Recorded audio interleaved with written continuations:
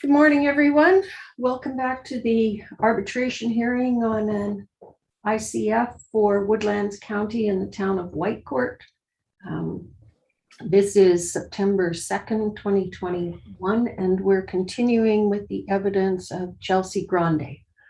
Mr. Ward, before we begin, we had a page in Appendix 10 of Exhibit 32. Page 34 that we were talking about replacing last time. Are we ready to do something with that, or is it still put off?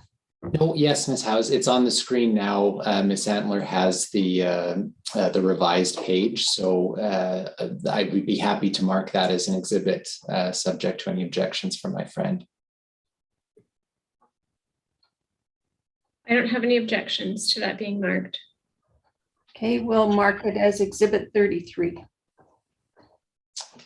Thank you. And are you sending that to all of us? I did this morning, Ms. House, send out a copy just about 15 minutes ago, so hopefully you'll have received that. Okay, good. Thank you very much.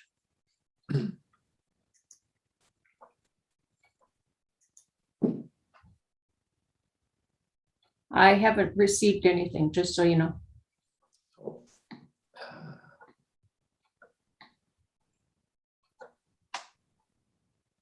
I received it, Mr. Ward. Okay, Ms. House, I'll double check. I'm not sure why it went through to Ms. Antler, but not to yourself, but I'll make sure that you get a copy, Ms. House. Great, thank you. Okay, are we just ready to launch into questioning of the witness, Ms. Roberts? I am, if everybody else is prepared to go ahead. Yes, then first of all, Ms. Grande, do you acknowledge that you're still under your civil obligation or your affirmation promise to tell the truth in this hearing? I do. Thank you. Go ahead, Ms. Roberts. Thank you. Ms. Grande, I'm going to have you start with your forced interpretive center statement, please.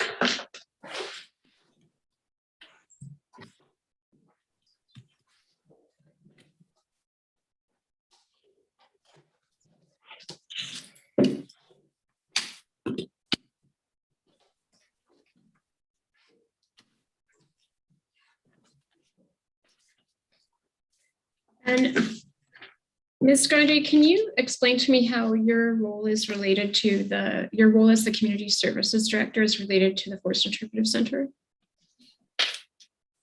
Sure. I am in charge of the of public buildings, and the Forced Interpretive Center is classified under our definition as a public building. And so I'm responsible for the Forced Interpretive Center building and maintenance. Thanks. And I take it that all of the staffing that's currently in place at that building is town staff. Is that correct? Yes.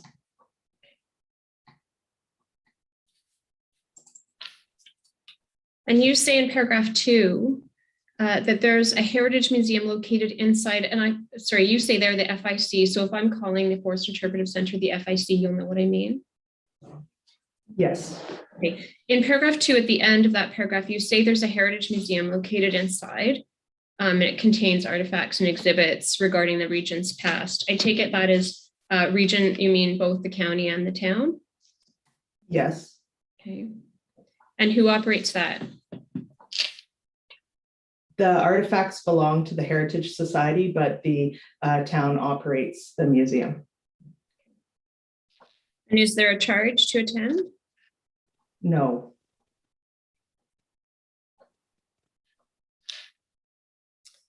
There's also a visitor information center within the building, correct?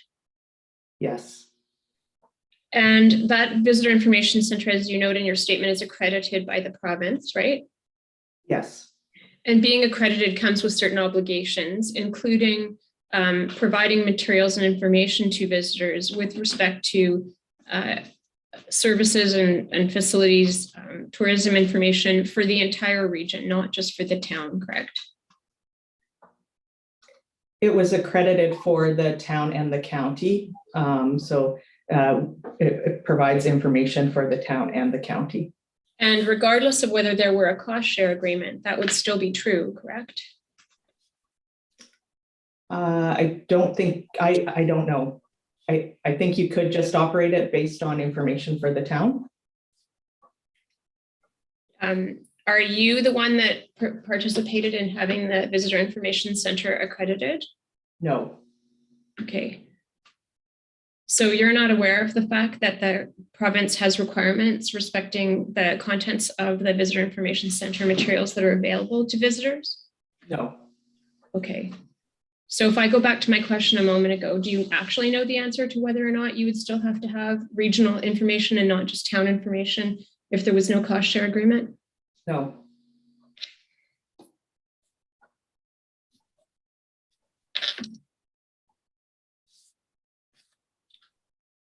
What kind of reporting does the town provide to the county with respect to its contribution to the costs of the Forest Interpretive Center?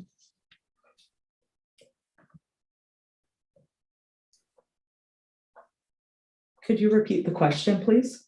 Yes, maybe I should start with a preliminary question. Is there any reporting that goes from the town to the county with respect to the services that are provided for the benefit of county residents at the Forest Interpretive Center?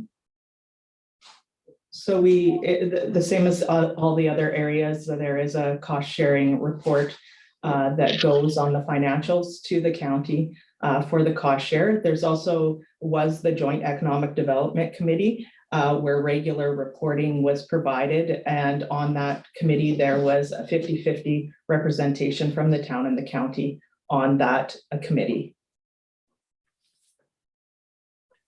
And so that would apply with respect to the tourism piece, right? The tourism and economic development, both. And so if I understand you correctly, in terms of accountability for the funding that's provided, if it's not through the Joint Economic Development Committee, it's in the financial information that's exchanged for the purposes of receiving payment from the county to the town. Am I right? The Economic Development Committee also approves the budget for the Forest Interpretive Center. So there's also that that happens as well as the reporting to the committee directly on information. Does the town operates a number of other services through, including council chambers through that building, the Forest Interpretive Center, right? Just the council chambers. There's no economic development office for the town there? No, there's just the staff that operate the Forest Interpretive Center.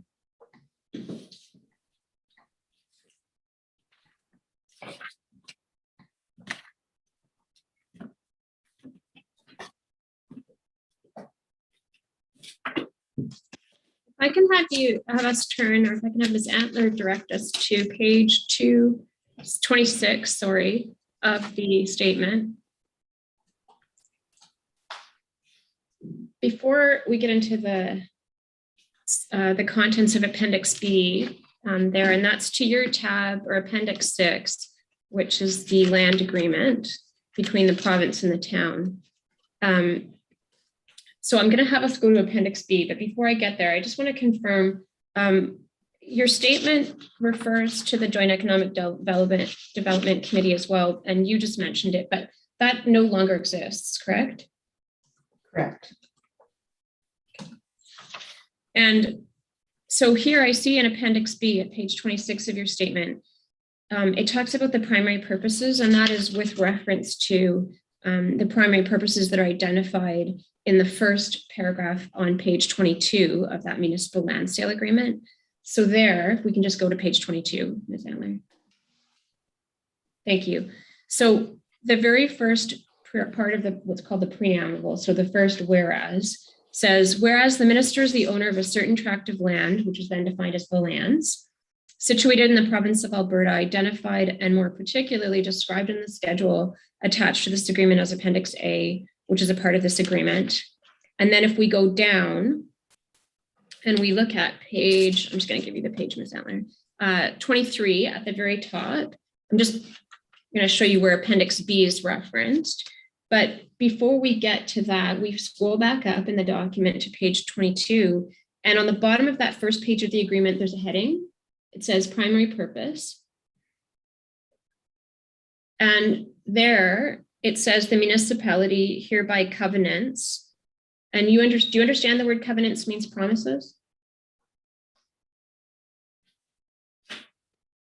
Yes.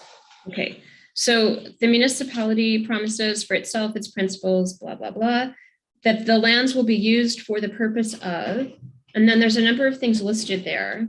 And so it talks about a public work, and then it specifically talks about the facility and what it's for. And then on the second part of that, B, it says specifically those items listed in the schedule attached to this agreement as Appendix B. You see that? Yes. And you attached this agreement to your statement, right? Yes. And you would have reviewed it when you attached it, right? Yes. Okay, so if we look at Appendix B on page 26, number 3 is economic development offices for the town of Whitecourt and Woodlands County. See that? Yes. Were you present when Ms. Wharton was examined on behalf of the county with respect to the Forest Interpretive Center? No. Did you review that after you returned from vacation? No. Okay. Are you aware that she was asked about the economic development offices for the Woodlands County at the FIC? No. You would agree that there is no office for Woodlands County for economic development offices currently being occupied, correct? Correct. If I understood your evidence a moment ago, it doesn't sound like there is for the town either. Is that right? Correct.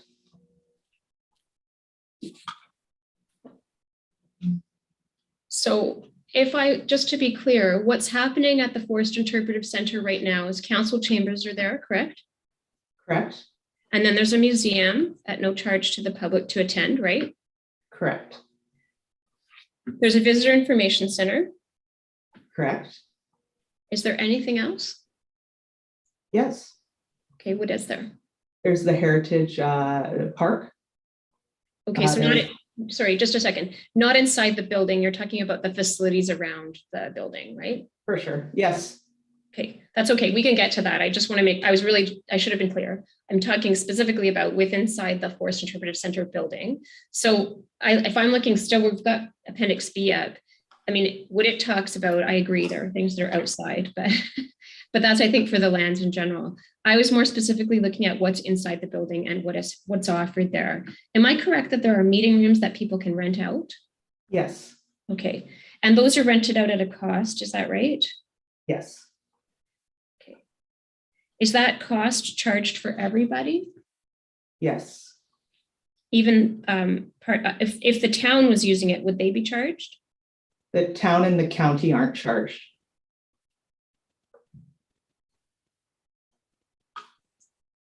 And any other, if it's a community organization or a business, they would all pay. Yes. Okay.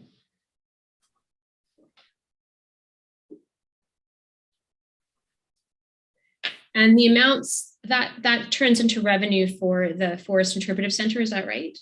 Yes. And is that revenue divided? Is it subtracted from the operating costs before an apportionment for cost contribution is made? Yes.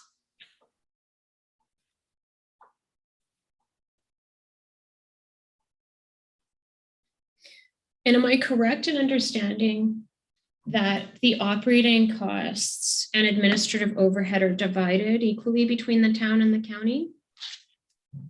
There isn't, in the past, there hasn't been administrative overhead, but yes, the operating costs are 50-50. Okay, that was helpful that you clarified that. That was an oversight on my part. Thank you. So I would agree with you there. This is the first time that Ms. Barney is putting together the administrative overhead amounts that are being claimed for future cost sharing requests, correct? Correct. Okay. And so is any part of your salary attributed to Forest Interpretive Center? No.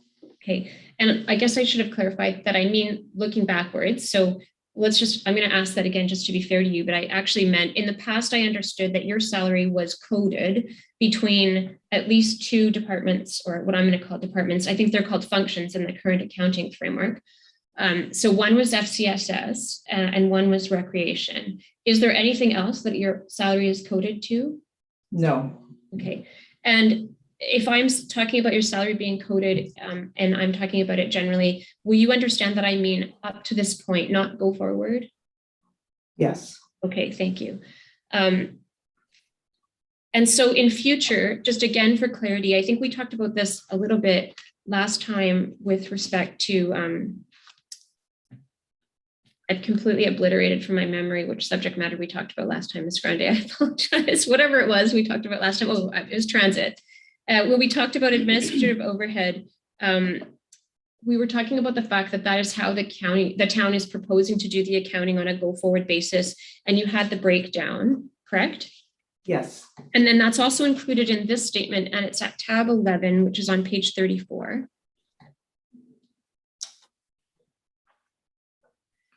And so, to your knowledge, going forward, will a portion of your salary, I realize your name is, your department is not listed on those on the left, and there are three that are having an overhead attribution here. So corporate services, planning and development, and infrastructure. You agree with me that that's what this says? yes. Okay, and so your department's not on here, but is there some portion of your salary that will be attributed to this as well? Do you know? I don't know, not in the administrative overhead. Okay. And so in the past, to the best of your understanding, and I appreciate you're not running the corporate services department, but to your understanding, you would have been involved in budgeting for recreation and family community support services, right?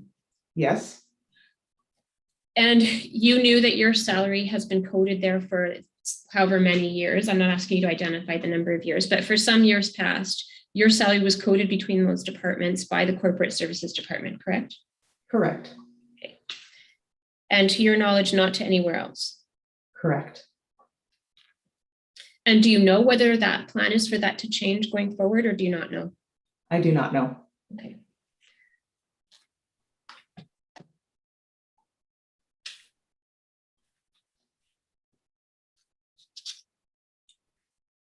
And so just back to my original question, how we started down this path was, in the past, the costs were calculated not using the formula on at your appendix 11, the administrative overhead, but using a different apportionment by breaking out what the costs were to operate the Forced Interpretive Center. Is that right?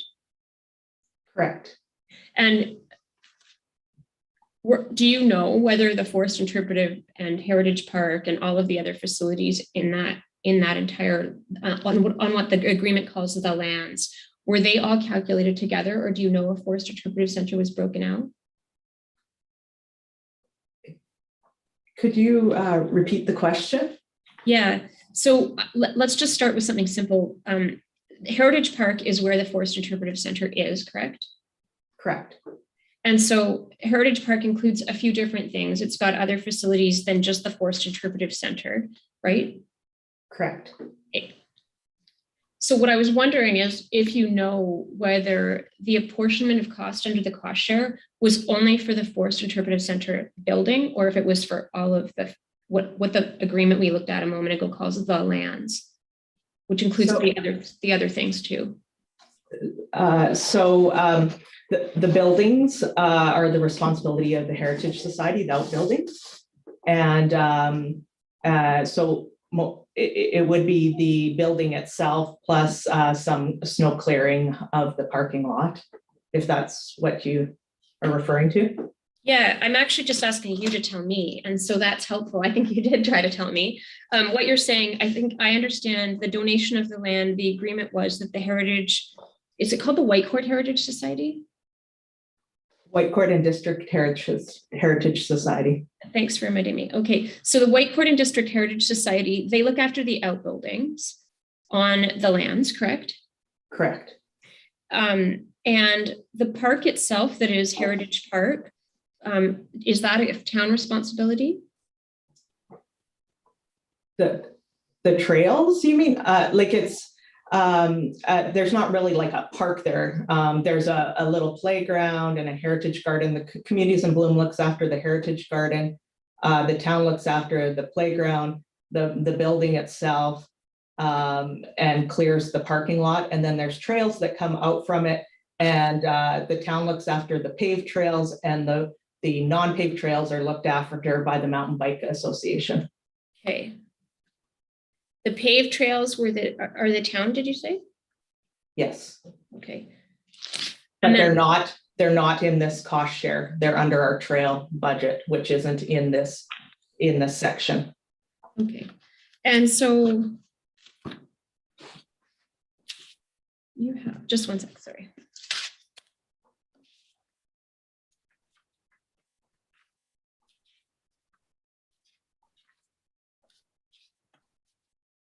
And the playground is in our playground budget. So it really, it's just the building and the parking lot, the cleaning of the parking lot. Okay, and so in paragraph, I'm going to just have us look at paragraph 22 of your statement. And you outline there the town's maintenance responsibilities. So I'm going to clarify based on what you just said. Sorry, page 7. Sorry about that, Ms. Antler. So page 7 of your statement, paragraph 22, you say the town's maintenance responsibilities. And then you list a number of things: snow and ice control, road and parking lot maintenance, landscaping, the trailer dump and fill station. We'll come back to the lift station in a minute. And then you say facility maintenance. Those things, are those primarily related to FIC? Yes, And so the road and parking lot maintenance, you're only talking about the road and parking lot maintenance that is adjacent to the building. Is that correct? correct, on the site. Same with the snow and ice control. Yes. Okay.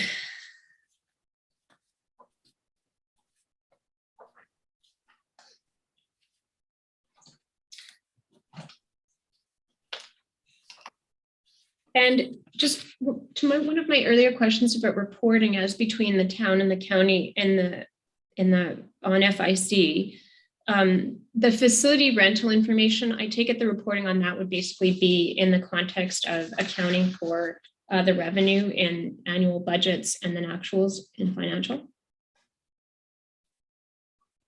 Can you repeat that question, please? Yeah, where do I find out about the facility rental revenue if I'm the county? Am I looking at the budgets for each year, and is it accounted for as a line item there? Is there any other reporting?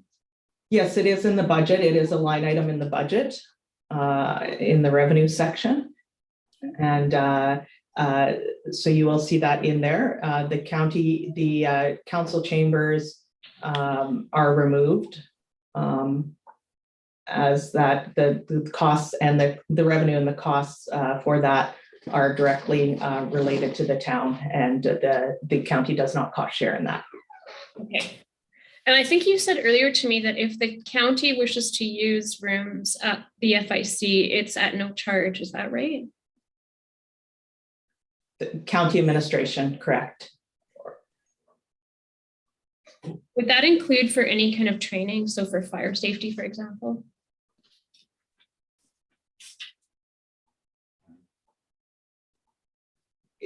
If it is the county, Right, if it's the county booking for training, I'm asking that, the fire department. yes.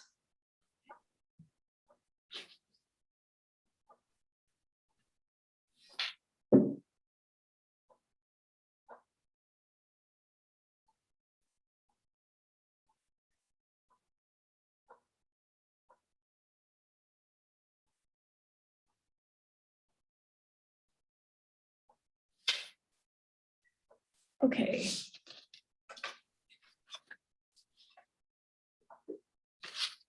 And am I correct in understanding that the county and the town shared the cost to design and construct the FIC? There were portions that the town and county shared on, yes. Were you involved in that at all? I wasn't involved. It was before my time, but the Heritage Society was in charge of it at that time, and I've been involved with the Heritage Society.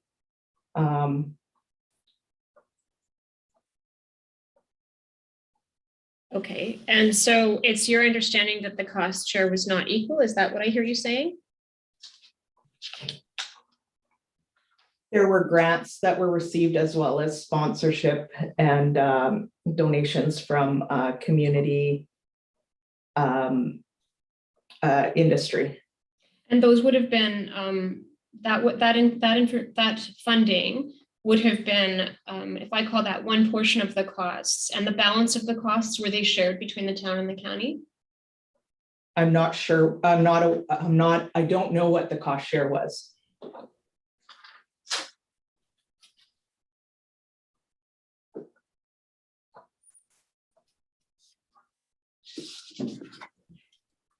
Since the building was constructed, are you aware that the county has, prior to the expiration of the cost sharing agreement, has always contributed to the costs of the FIC? Operating costs, yes. And they contributed to the capital costs, I think I heard you admit, right? You just can't tell me if it's 50-50 between the town and the county. I don't know. As I mentioned before, I don't know. I do know that there was some grants that were received, as well as donations and sponsorship from industry in Whitecourt and the county.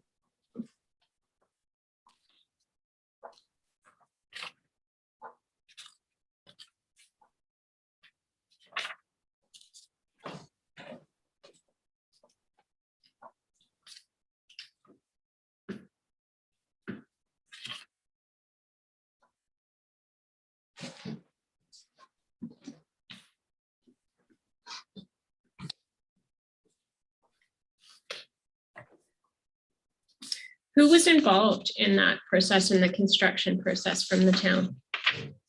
It was the Heritage Society.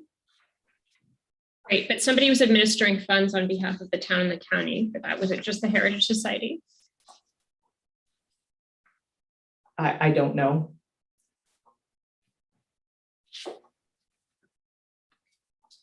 Hey, if you can look at paragraph 4 of your statement, please.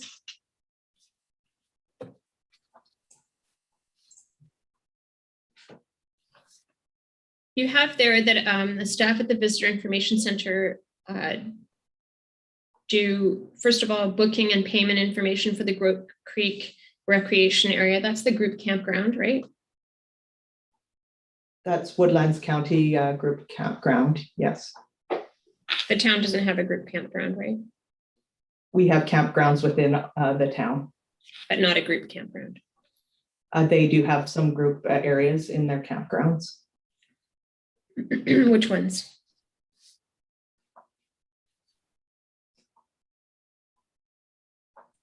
Within the camp, I think it's called Camp in Town, the one just off of Highway 43 here. It's a for-profit. It's not a town operated facility. Correct. Okay. And so in terms of these here, the Groat Creek Recreation or Group Campground, that booking involves taking telephone calls and making the key available. Am I right?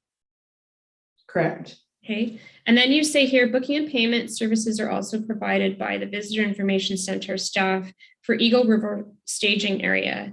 You would agree with me that is located in the county, but not owned and operated by the county, correct? Correct. Similarly, the Trailblazers Snowmobile Club is not a county owned or operated organization, correct? It's a community organization. Pardon? It's a community organization.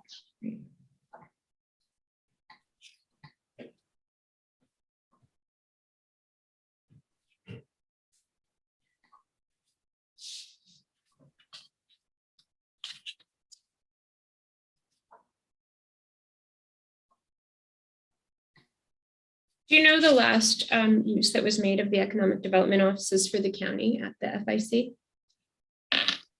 Sorry, I missed the first part of that question. It kind of cut out. Could you repeat it, please, Ms. Roberts? Yes. Yep. So my question is, do you know the last date when the county used the economic development offices at FIC? No, I don't know that off the top of my head, sorry.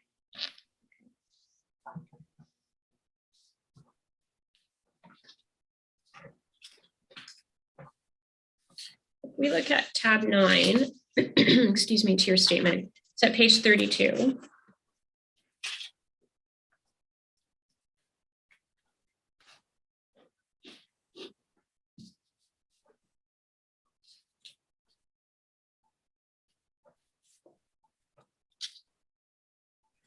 Am I correct in understanding that where it says total cost shared expenditures, this is for 2019, that the council chambers cost based on a 13.5% allocation is removed before the share is applied? Is that correct? Correct. And after that chambers cost, do you know how the 13.5% was determined?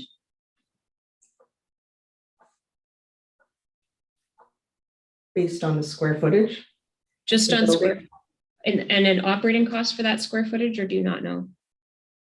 Well, the operating costs for the full building is taken, you take the square footage and then you calculate that to get the operating costs for that portion of the building. Is there any tracking of how many people come to the Forest Interpretive Center on a daily basis?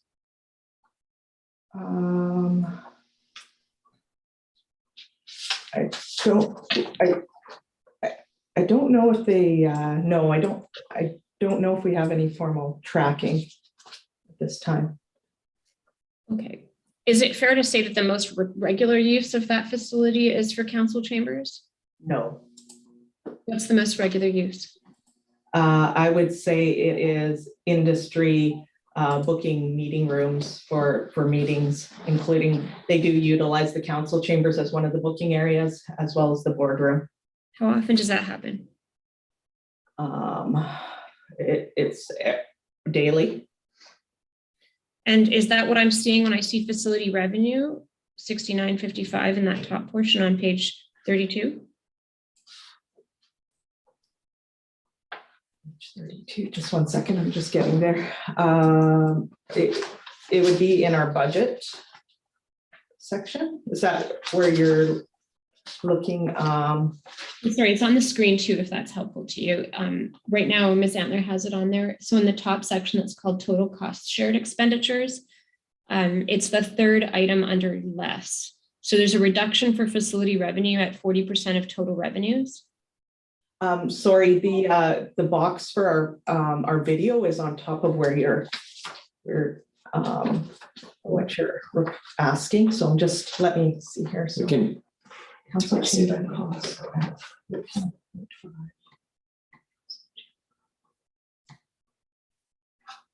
is the difficulty with technology.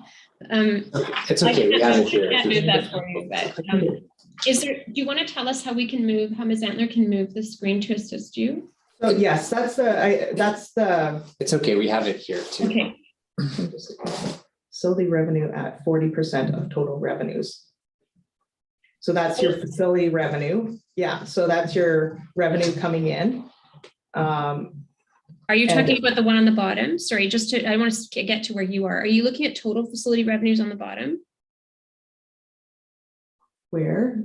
Sorry, I'm confused where you're looking. Oh, down here. No, sorry, I thought that's what you said. I just missed it. I misheard you. So I just wasn't sure whether you're looking at the top facility revenue, which is just a portion of that total. Could you Or repeat your question? Could you repeat your question? Sorry. Sure.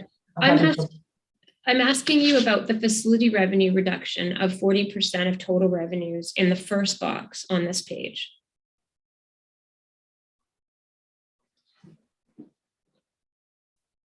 So I'm trying to figure out why the total cost share expenditures are the total number of $225,417. You see that at the top? Yes. Less contribution to reserve. I take it that's for your you have a name for that, long-term plans. I forget what you call it, but you have a specific name. I can go back and find it for you, but you probably know what I'm talking about. You have, and it's for repairs, like other maintenance, upkeep, etc. So that's what the reserves amount is for, that 18,963, right? we're parking that. Yes, Correct. yeah, that's And for then- the capital plan. Yeah, and then we're taking that off the top of the 225. Then we're also taking off the council chamber cost, and we've allocated a portion of the square footage, being 13.5%. So that takes off 16,205. You're still with me there? Yes, And then I have facility revenue at 40% of total revenues being 6955. that's your classroom, that's your classroom revenue that you're getting for the classroom. So you're taking that off. If And that's that what, is right. And then the town keeps the rental of all of the council chambers. Am I getting that right on the bottom of the page where it says total facility revenues?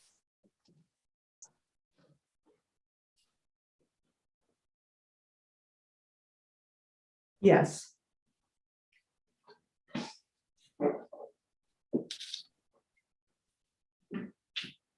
So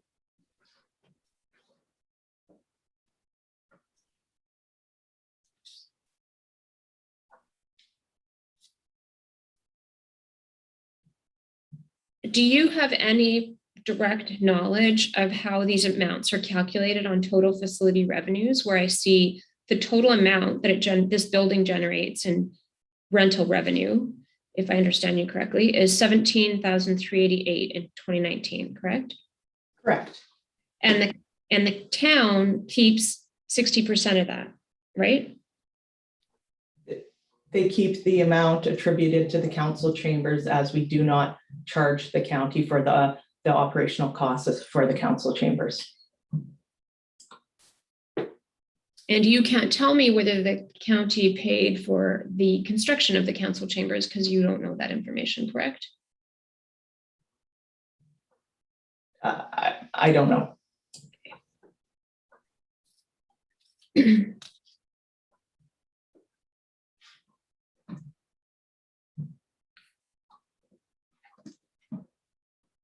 And so what you're telling me is the rental of all of the other space other than the council chambers in 2019 netted 69.55 in revenue, or that's 40, yeah, correct? That's all of the space other than the council chambers, is that right?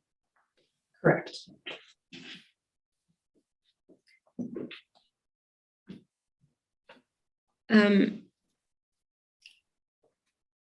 You then have on the next column, a next section on this page, it says revised county cost share 50% of the total cost, and that amount is 91,647.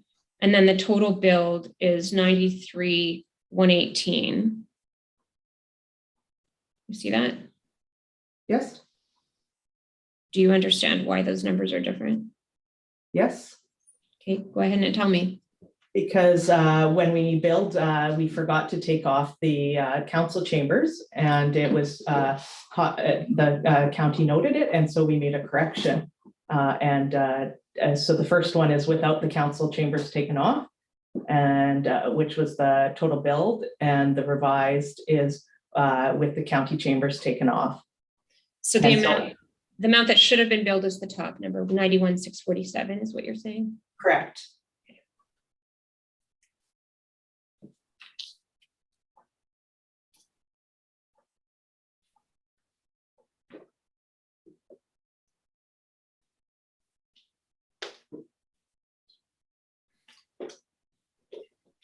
The staffing, the decisions around staffing that facility are entirely made by the town, right?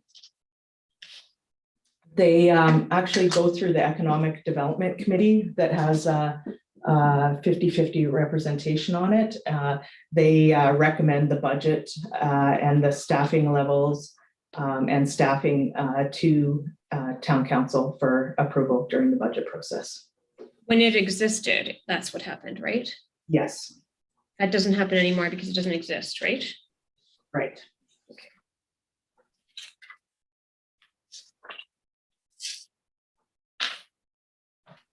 Did you read the statement made by Shannon Wharton from the county with respect to Forest Interpretive Center? Yes, I did. Okay. Could we pull that up, please, Ms. Antler?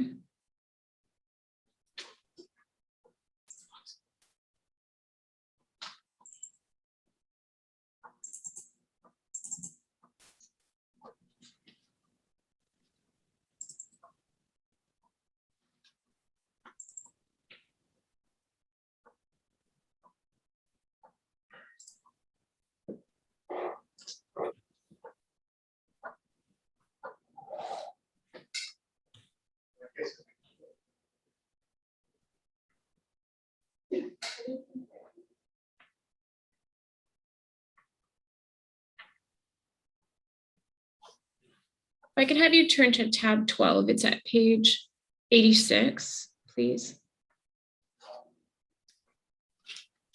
Do you recall reviewing this document, Ms. Grande? Yes, This is a January 9, 2020 letter to a Mr. Alan Dean, advising him of the dissolution of the Whitecourt Woodlands Tourism Committee. See that? yes, Okay. And with the dissolution of the Tourism Committee, that also coincided with the dissolution, or succeeded, I guess, the dissolution of the Economic Development Committee, correct? yes. So is it fair to say that by sometime in 2019, the Economic Development Committee no longer existed?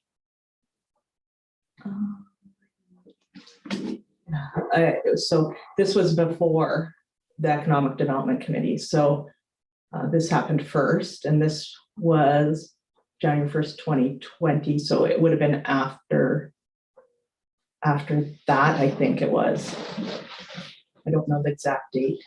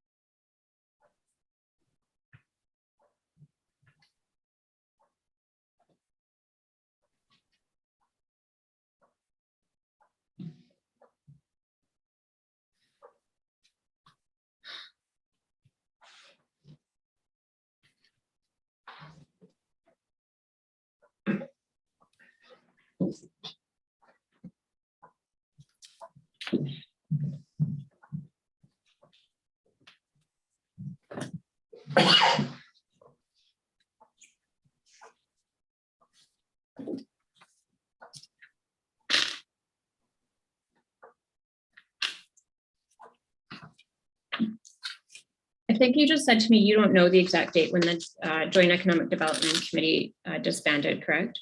Correct. We go back to your tab 9 for just one quick second. It's page 32. I have a question about the telephone. Do you understand how this accounting has been done under building expenditures less revenue? Somewhat, yes. I'm sorry? Somewhat, yes. Okay. So the tourism salaries and benefits, I take it that's fairly self-explanatory. That is what it costs to pay that person who occupies that role. That is for the people operating the FIC. Yes, they're operating the visitor information and the rentals and so forth. Yes. Okay. And is one of those people Shelley Mifflin? Yes. Okay. Is there somebody, there is more than just Ms. Mifflin that works there? Yes, there's a casual and sometimes and a summer student. Okay. And then telephone, do you know why it says 90%? Expenditure. No, I'm not sure. Okay. And I'm assuming you don't know what the miscellaneous is for. No, I don't. Let's go back to your statement at paragraph 22, please. We looked at this briefly, so where you gave a list of the maintenance responsibilities of the town with respect to FIC. And you have, I said we'd come back to the lift station item. So second from the bottom, it says housing the lift station for Woodlands County residential development. You see that? Yes. And that's the lift station that services both of those developments that you've listed there in your statement, Sackdawa and the Deerfoot Park, right? Yes. And when you say housing the lift station, am I correct in understanding that there is no maintenance responsibility performed by the town on the lift station?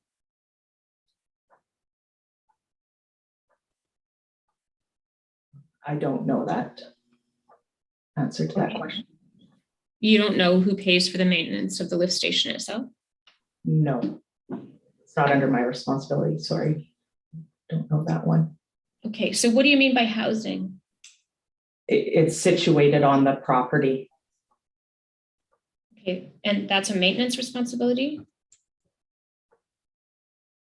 Well, we might have to like shovel snow around it, that type of stuff. It's there, it's on the property. Okay. Are you aware that the county paid for that lift station, all of the costs associated with putting it in place, and does pay for it being maintained? Again, that's not under my portfolio. Sorry, I don't know the answers to that. Okay, you're just claiming that there is some town responsibility in having it situated on the property. Yes, And that's property that was donated to the town, correct? yes. For, The entire $1. property was donated, was it not, for $1? for $1, yes. Yep.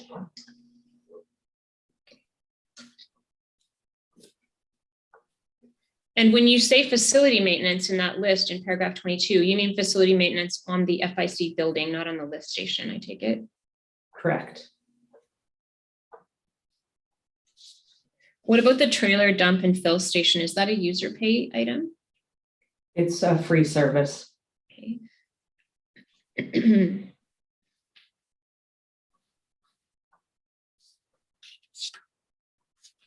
Are you aware whether there's been consideration that it be a user pay service? I am not aware. Okay. Do you know whether it is part of the water wastewater system that's maintained by the county? I don't know the answer to that. You don't know whether it's town or county system. It's the town system. You believe that the dump station is part of the town's wastewater system? Yes, it is. Okay, and then you refer, we can go to tab 8, which is at page 30 of your statement. You describe in paragraph 23 of your statement, Ms. Mifflin as the secretary employed by the FIC. Is that still correct? Yes.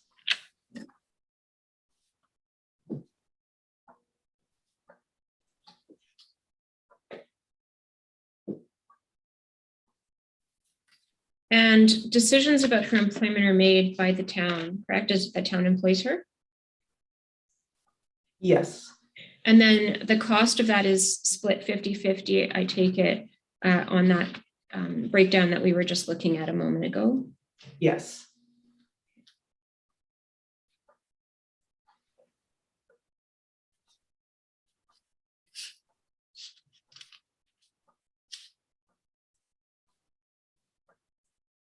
If I asked you to look at Appendix 11, which is that administrative overhead breakdown, Ms. Barney or her team would have prepared this, right? Correct. Okay. Do you know what the administrative expenditures relate to at all? I know a few like payroll, HR, those types of things. So separate and apart from corporate services and planning and development and infrastructure, there are HR costs that they're put into that administrative expenditure? Pardon? Could you repeat that? Yeah, I don't understand how HR goes into administrative expenditure when you already have salary and benefits for various departments here above. And so I just need you to help me figure that out. I'm not. Could you repeat that again? Well, let's look at the top part and maybe we can go from there. So corporate services, planning and development and infrastructure all have 0.66% of their operating overhead, which includes salaries and benefits there for those 3 departments attributed to FIC, right? Yes. And then I'm asking if you knew what administrative expenditures, and I think you said, the one I remember is HR, and I think you might have said something else. Oh, sorry, I misunderstood. I thought you meant what are in the corporate services, planning and development and infrastructure expenses. Sorry. That's okay. Yeah. Do you have any idea what the number 3220, the administrative expenditures means? No, I don't. Okay.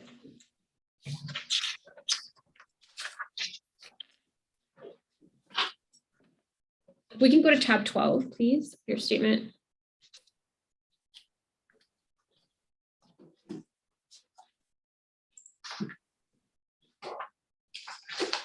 And first we'll look at page 36. If I look at the bottom row where it talks about net gain and loss from operations for this is under the category economic development, right? Yes. Which Is includes- economic development where FIC is housed? Yes. Okay. And so I'm just going to have us walk through for a moment. Page 37, the next page. So there we have the 2021 summary, but it also includes our actuals and budgets for 2019 and 2020. And I see sub-function 6203 is Forest Interpretive Center. You're with me there? Yes. Okay. And so Forest Interpretive Center is one of the costs. And so it's a revenue and expenditure item within that function 62, economic development, right? Correct. Okay. And if we look at Whitecourt tourism under revenue on page 36, so the economic development generally, do you know why there's 106,000 in the budget for 2019 and why there's 13,000 in the budget for 2020 and 0 in 2021? Because Whitecourt tourism is no longer, like the WWT was disbanded with that letter that we reviewed earlier. Okay, so no revenue expected from tourism. There isn't a tourism committee anymore. So the cost is the committee is what I'm seeing on revenue. The committee was expected to generate that revenue. Yeah. Yes. Through grants, sponsorships, different things. Yes. Okay.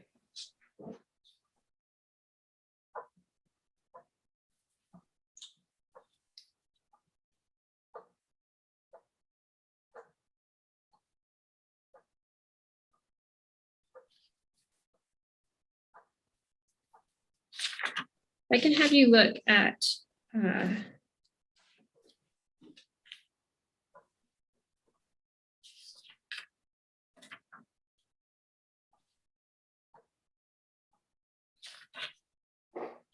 sorry. I'm going to have you look at the expenditures as well for tourism. I think you told me that in 2020, you thought that the Joint Economic Development Committee disbanded after the Tourism Committee, correct? Or WWT, after WWT, is that right? I believe so. I think so. Okay. And so the expenditures on Whitecourt tourism for 2021 budget are 140,649, but the revenue expected is 0. Can you explain that to me? The town continued to do tourism activities on their own. Okay, so more in 2021 than in 2020. It appears so, yes.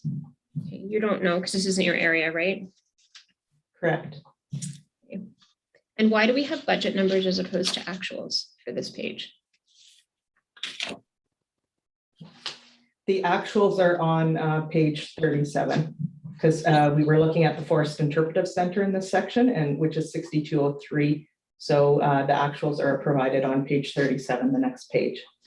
Just for the Forest Interpretive Center, not for any of the tourism piece, correct? Yeah, because this section is for Forest Interpretive Center. Thank you.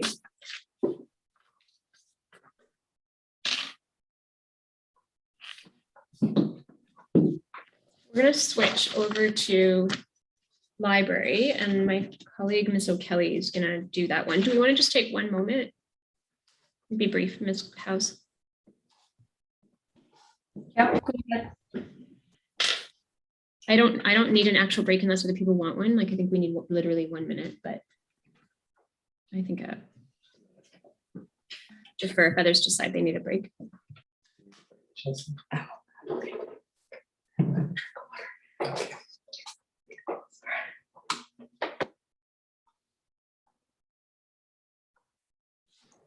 We'll plan to take a break at 10:30 unless the witness needs a break earlier. Okay. Thanks, Ms. House. She tells me she's fine, so 10:30 sounds good.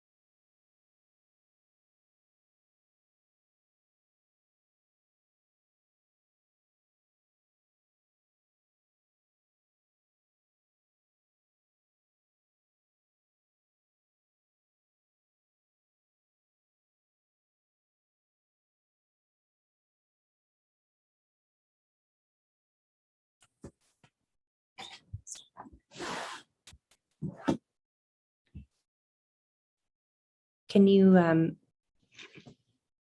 hear me, Ms. Grande? Yes, I can.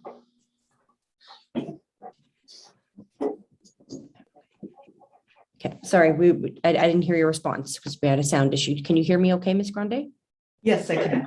Sorry about that. So I'm just going to ask you a few questions about your library statement. Can you just confirm that your position is the Director of Community Services? Yes, it is. And what, if any, responsibility do you have with respect to the Whitecourt Library in that position? I oversee the facility, the library facility, and the maintenance that is part of that facility. As my portfolio includes the maintenance of all public buildings, and the library is a public building. And so you oversee the library facility. And just to break that down a little bit, does that role entail any oversight of the day-to-day operations of the library facility?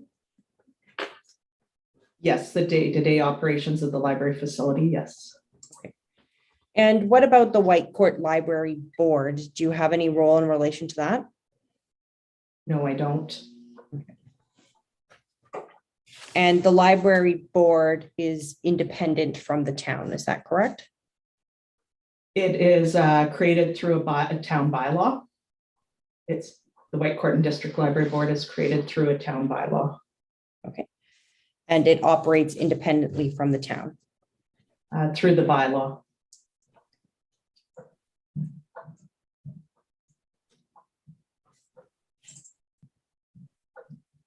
What do you mean by that? It operates through the bylaw? The town has a bylaw that sets out the board, and that bylaw is a town bylaw. Okay. So the town created the board. Does the board have to report to the town for its daily operations? It reports to the board in regards to budget. And there is a counselor, a town counselor appointed to the board that provides information back to town council from the board. Does the board in turn have to report to the town? In regards to grant funding, if it requires funding, yes, it is required to report to the town in regards to that case. Okay. And you're familiar with the Library Act, Yes, I am. and that under that legislation, the board is separate from the town. Correct.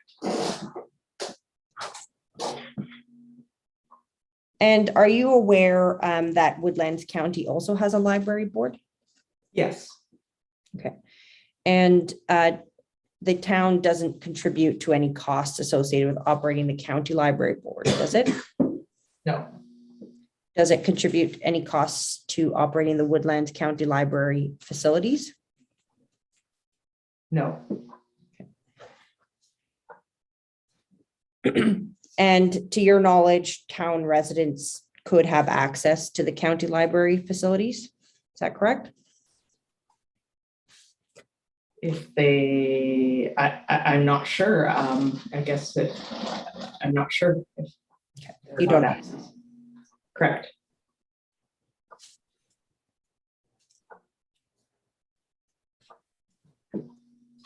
We could go to paragraph 7, please, Ms. Antler, of Monday's statement.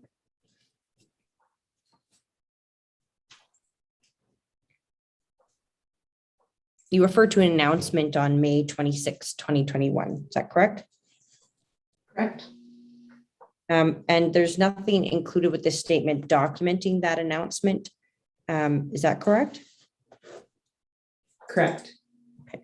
And so how was this announcement made? A press release. Okay.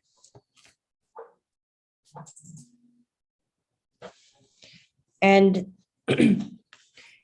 if we go to tab 6, please, Ms. Antler, of this statement.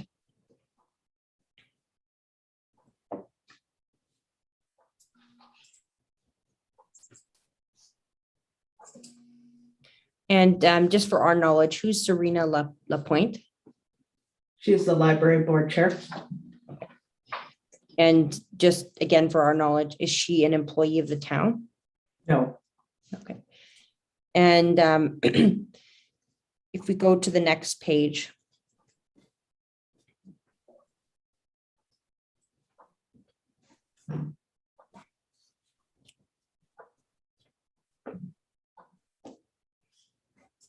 So is this when you were, that email we were referring to earlier was June 4th. Is this when you received this draft agreement?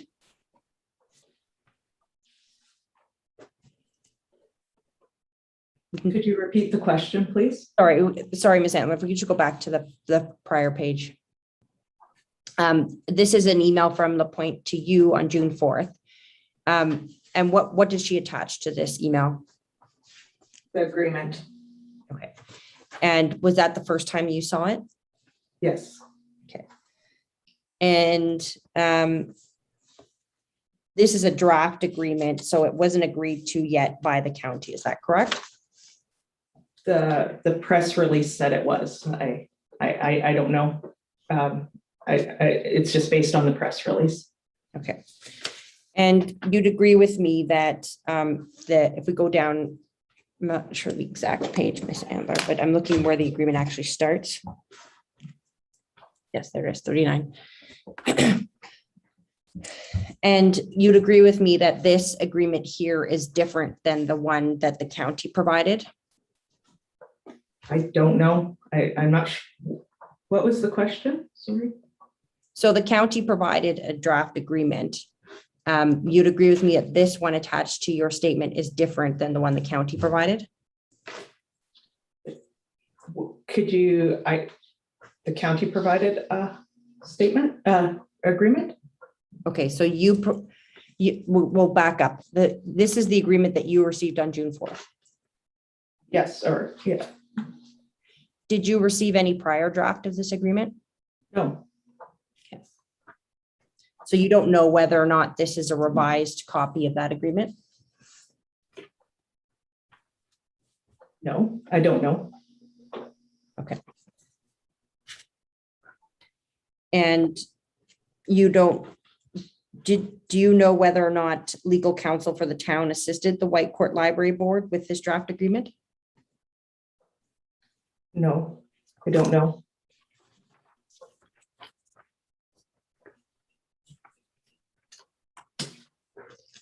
And you said earlier that your involvement with the library was in relation to the facility. Is that correct? Correct. And for that reason, do you know, I mean, why are you receiving, or why do you have within your possession a copy of this agreement, which deals with the relationship between the county and the library board? Because I was preparing for the arbitration and I saw the press release, so I asked the chair if they had signed an agreement, and this is what she had sent to me. Okay, so you asked if she signed an agreement. Did she sign an agreement? They said they had not signed an agreement. Okay. And did she tell you about more than one draft of the agreement on that phone call? No,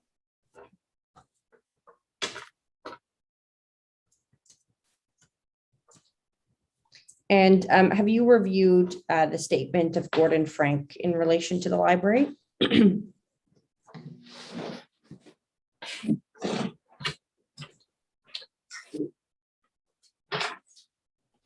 I'm sorry if you answered, I didn't hear you. Do you mean to repeat the question? no, I did answer. I said yes. Okay, sorry, I didn't, it cut out for some reason. And did you review the agreement attached at tab 3 of Gordon Frank's reply statement?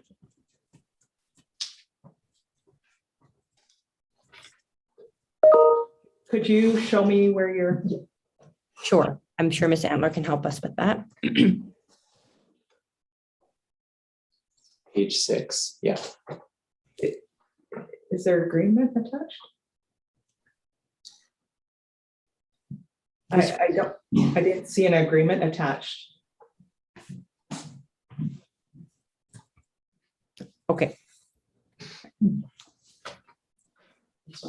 You start here.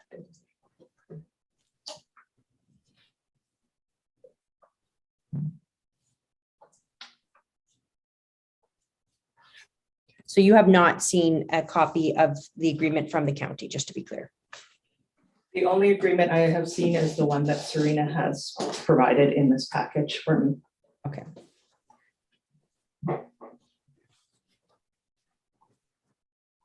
And I'm sorry to belabor the point, but do you know who drafted that agreement that she sent to you? Did she tell you? No, Okay. And I understand that the town has a lease with the Whitecourt Library Board. Is that correct? no, Not for you don't have a lease for the library facility? no,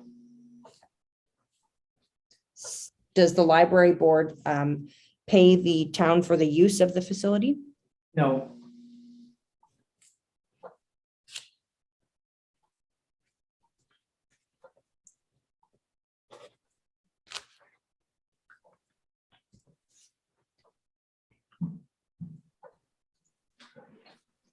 If we could go back, please, Ms. Antler, to paragraph 10 of Ms. Grande's statement.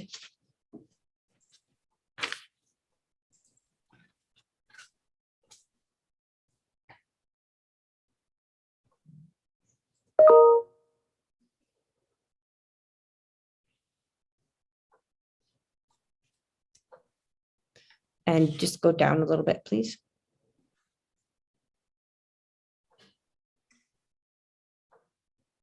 There we go, paragraph 10. And specifically Appendix 8, these are the library statistics, is that right? That you have appended at your statement? Yes, And who prepared the document at Appendix 8? the library. And if we could turn, thank you.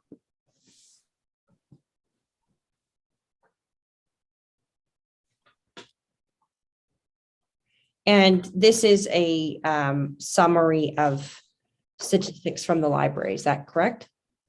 Correct? Okay. And to your statement, have you with your statement, have you included any of the source information that substantiates this summary? This was provided by the library. And do you have any direct knowledge of what's stated in this document? No, If we go to the first bullet under the summary of emails.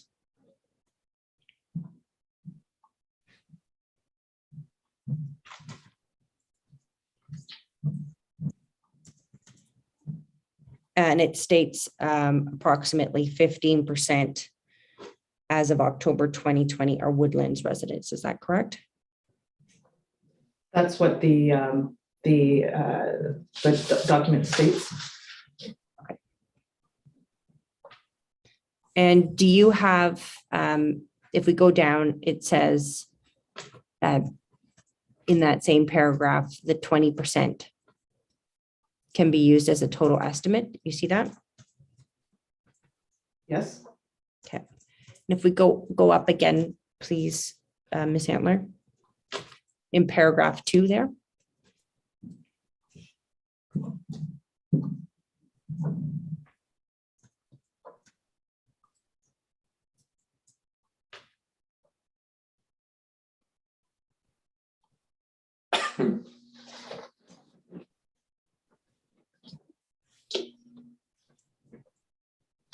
And do you have any direct knowledge of why Ms. Lapointe suggested 20% as the proportionate fees charged to county residents in paragraph 2? no, I do not. And is it fair to say that Ms. Lapointe is speculating about patrons with Whitecourt PO box as address, as their address that might live in that county, in the Woodlands County? Excuse me, counsel. I think I'd like to speak to counsel in a private breakout, please. I'm going to interrupt this. Ms. Antler, can you set us up in a breakout room, please? Put my shoes on, sorry. Yes, I can. Just need a moment.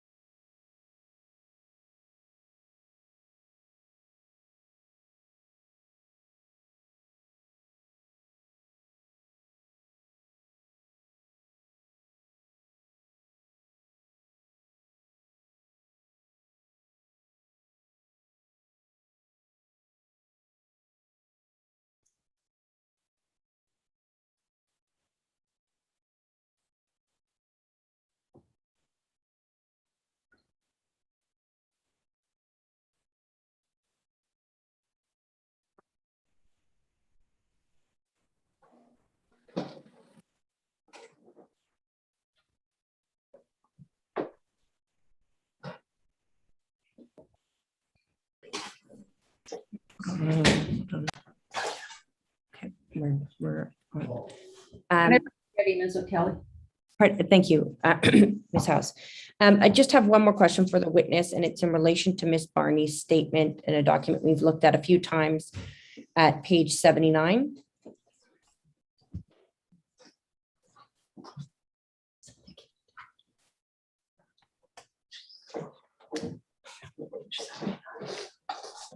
I don't have a page. Sorry, she's opening Judy's. Oh, Judy's? Okay. I'll get it open here.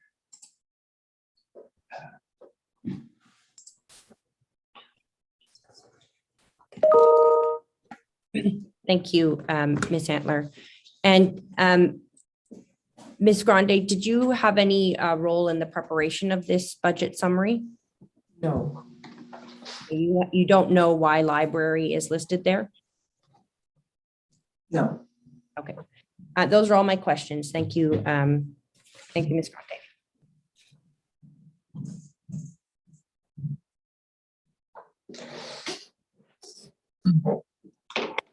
If we're going to be changing subject matters, perhaps now would be a good time to take a break. So perhaps we could take 18 minutes and come back at 1:45. Sure. Thank you, Ms. House. Thank Good.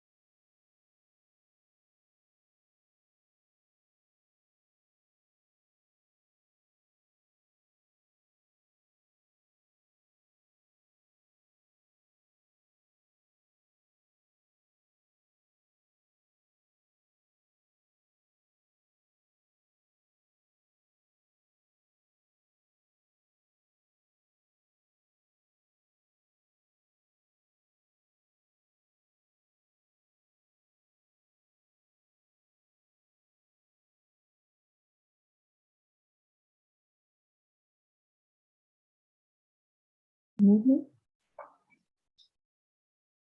can you hear me okay? Hold on, I'm gonna turn all this thing off.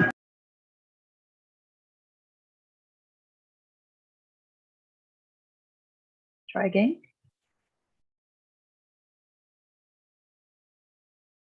Sorry, I had to lean really far over to pick up, or like to get Orla's, I had to lean over to her half of the table to get her mouse and turn off her audio. I'm still showing that it's not muted on the other thing, but you sound fine. Yeah, because I haven't got it connected. Her Oh, okay. audio is off and completely, and mine's on. We've just been switching because otherwise it still echoes. Like we're in the same space and it echoes. Yeah, it's still echoing a little bit, but not too bad. I think that's just this room, unfortunately, with this particular laptop. But I have documents on my other one, so I'm trying to use this one because it's just easier. And then I don't have to keep flipping them around every time we switch. Okay, no, that works. Yeah, it's just the audio is better on the other one, just so that you know. But Okay, yeah, and I'm okay with shouting if you need me to shout. And I can also I'll move it closer. No, you don't better? need to shout. You don't need to shout at all. It was just the echo. Yours echoes more than hers. That's all. Oh, that's because mine's older and hers is like 15 seconds old. All right. Thanks, Amanda. Okay.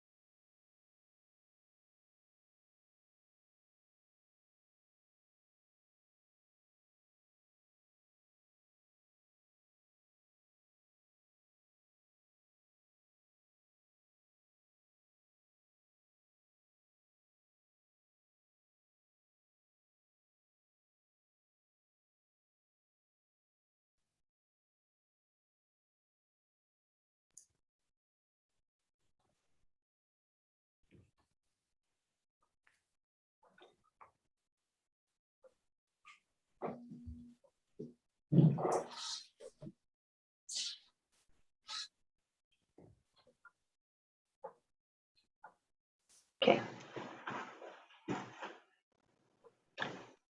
Are we okay to begin, Ms. Howes?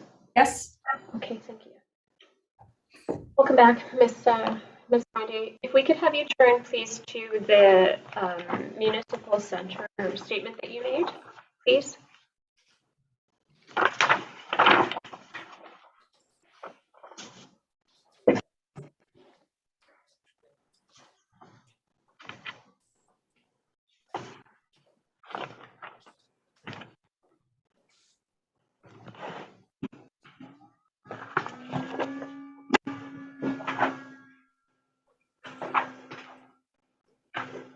Ms. Grande, I understand your role in community services, but I'm not sure I can figure out from your statement how the municipal services center or municipal center fits within that mandate. So I'm just hoping that you can give me some sense of that, please. So in my role, I'm in charge of public facilities, which would be the municipal center would be a public facility as well. I'm oversee recreation, arts and culture, which would be a portion in there, and the library facility as it is now. Okay, and so right now there is no such thing as a municipal center, correct? Correct. It doesn't exist yet. Correct. Okay, so you're providing this statement. I take it that the people that would be involved currently would also be planning and development and infrastructure. Is that correct? Correct. Okay, and then probably also corporate services, I take it? Correct. Okay, and so you're giving this statement with a view forwards as to what this facility or building would house in terms of services. Am I understanding that correctly? I'm giving it based on the design that is in place. The design that's currently in place, which includes performing arts and culture and library. And an administration office, yes. And an administration office. And is that under your public facilities component? Correct.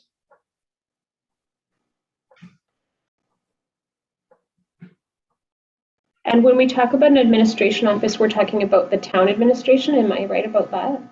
Correct. Okay.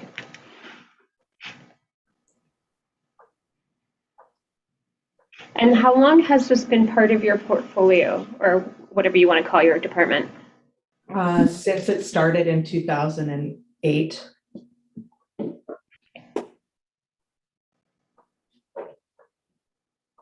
When you say in paragraph 1, since 2016, or you say, sorry, in 2016, the town and county agreed to proceed with designing the municipal center to serve as the home of a new library and performing arts center, including multi-purpose rooms with kitchen, bar, and art gallery. That's your understanding, correct? Correct. You're not talking about an agreement that's been documented, like a contract or any other kind of arrangement that's been solidified in writing by those two parties? There's nothing in writing. We've just worked together on it through our joint planning sessions, our ad hoc committees that have both representation from the town and county on them. Okay. And I think we heard you give evidence a moment ago. You understand that libraries are operated through a board. Your library, the Whitecourt Library, is operated through a library board under legislation that's governed by the province, correct? The services are provided, yes, through the board. And so what you're talking about is a home for a new library. Correct. Okay.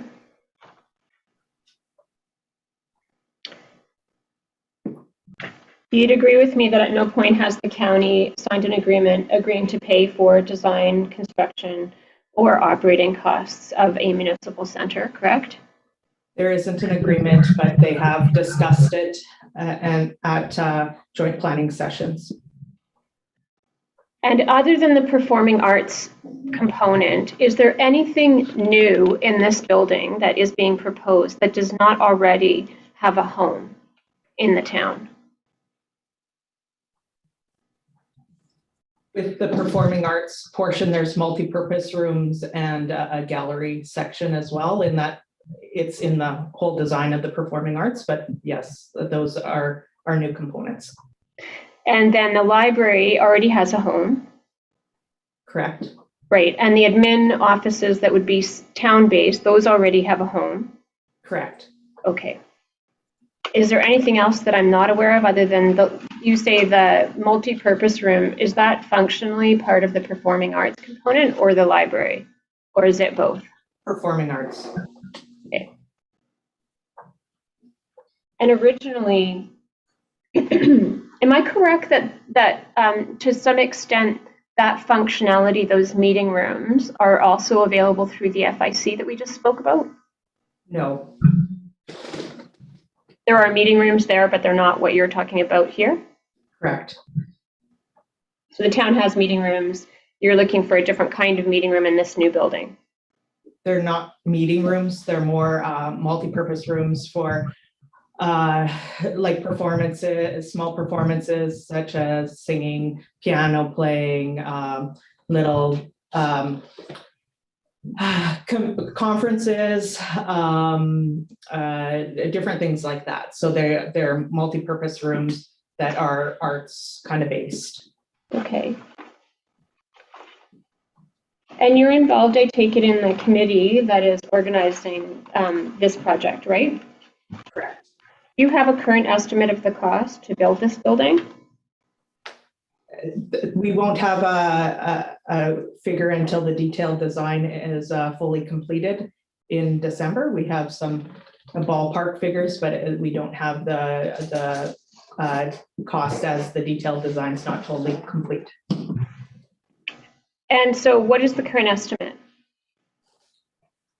If you flip to page, I have it here. You flip to page, just to page 5 in number 20 there. For the library and the arts and culture portion is $39,931,709. Right, but that's the federal government. That's a portion of the federal government funding is towards that portion, but that portion's only what you just described. It's not the whole building, right? The performing arts portion. That's the performing arts and library portion. Okay.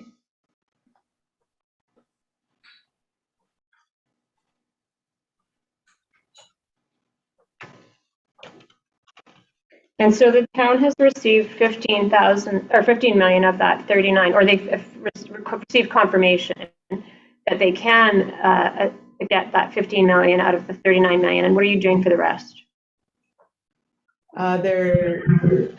There's a funding plan that's in place that Woodlands County and ourselves presented at open houses in the county and in the town back in 2015. I think it was 2015. So there is a funding plan.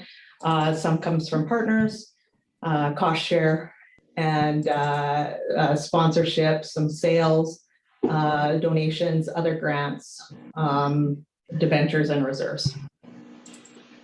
Right, and the federal government money, the 15.6 million, does that have a timeline on it by when it must be used? Yes. Do you know what that is? We submitted there was a plan that was submitted with it. It needs to, I don't have the exact date here, I don't think, but it has, we submitted a timeline when we put in the grant in regards to it. Okay, and you don't remember approximately when that was? Well, looking at starting construction in this summer in the summer of 2022. Okay.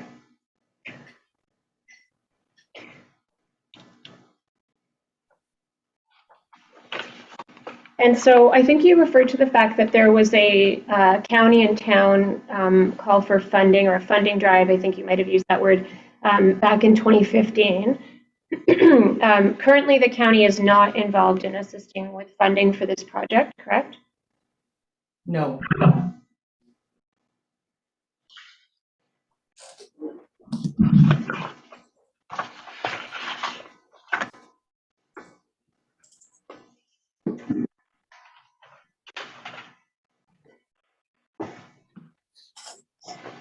Other than an initial request for a community partnership grant that you reference in Appendix 1, so if I can just have us turn to, oh, I can't read the number on my thing, sorry. I think it's 8.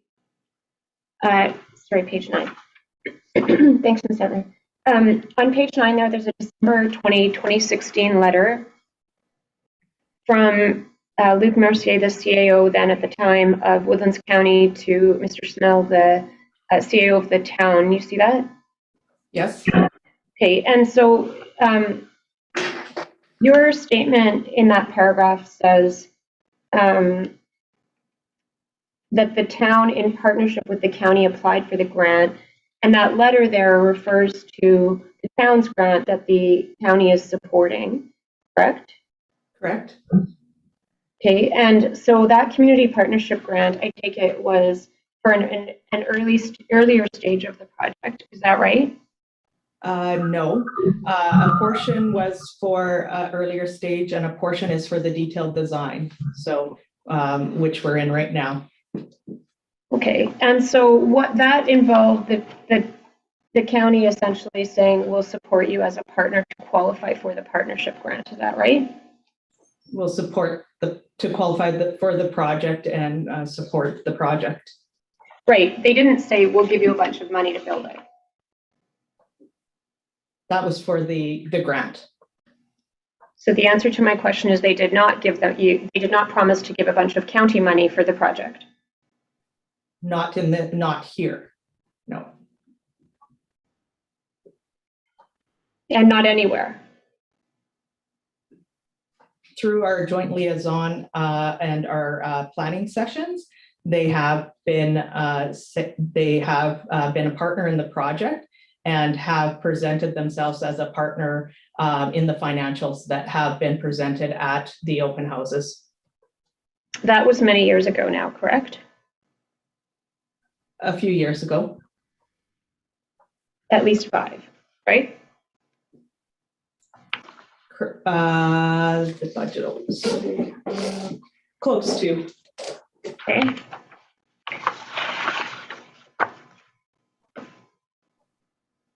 In paragraph 2, you say in 2018, the town applied for federal funding. That's the funding that's just come through and been confirmed in the fall of 2020. Is that right? Correct. Okay. And that application for the federal funding did not include the county. Am I correct about that? It did in the funding. Sorry? It did as a partner in the funding? It was a joint application? No.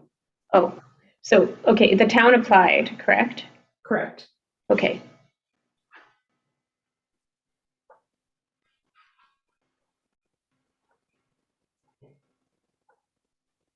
In the timeline that you reference in paragraph 4 and you attach it at tab 2, which is on page 10,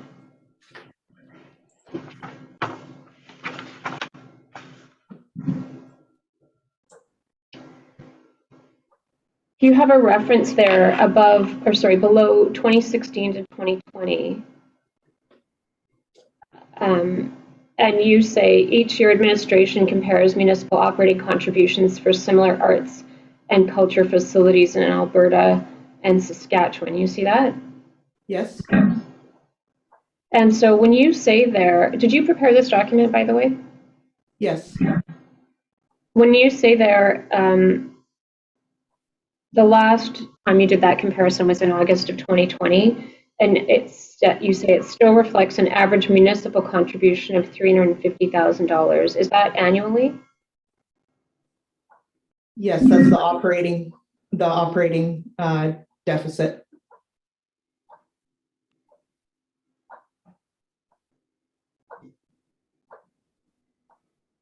Okay. And currently, does the town have an arts and cultural center? No. So that cost's not being incurred? Correct. Okay. If I have you look right above there on 2017 under operating budget, you referenced the fact that the town is consulted with Web Consulting, and the design there, the recommendation, the business plan includes a 650-seat arts and cultural center without school as a partner. I take it that's to reflect that the fact originally the proposal had been for there to be a performing arts center associated with École Saint Joseph, the school, correct? Correct, but that project was starting to move ahead when we started doing the feasibility study with Webb, and so the town and county and ad hoc committee requested that they do 2 performas in there, operating performas. Okay, and so it got moved out and separated out as a separate facility. Is that right? Correct. Okay.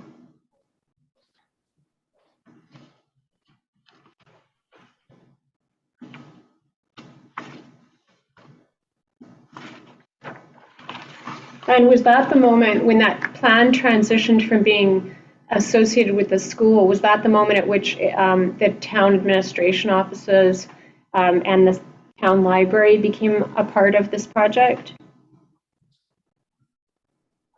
Yes.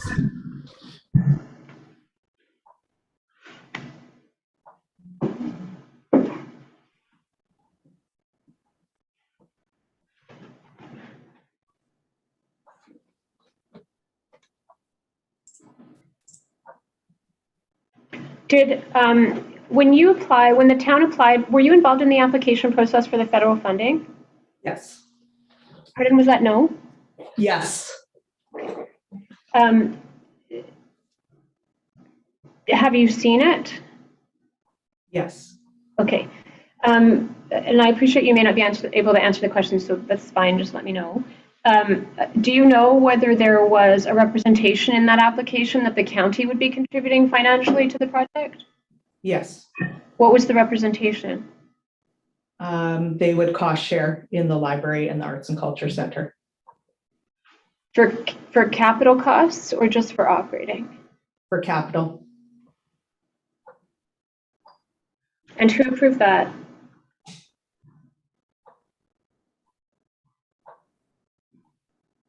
I'm not sure of the question.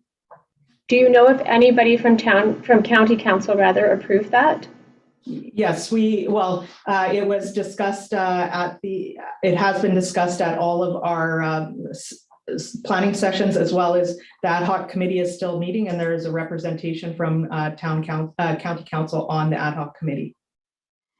But did you get an RFD that went to county council that approved the representation to the federal government that the county was committing resources for capital costs? No. Thank you. Is it the town's perspective that this arts and cultural facility will be a regional facility? It will service, yes, the region. So not just the county and the town, but the broader region. Is that correct? It will probably draw from other areas. Have there been requests for contribution from anybody else? No.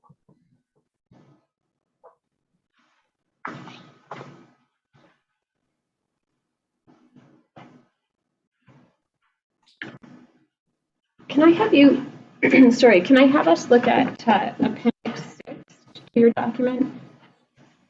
Just try to grab the page, sorry. It's page 597.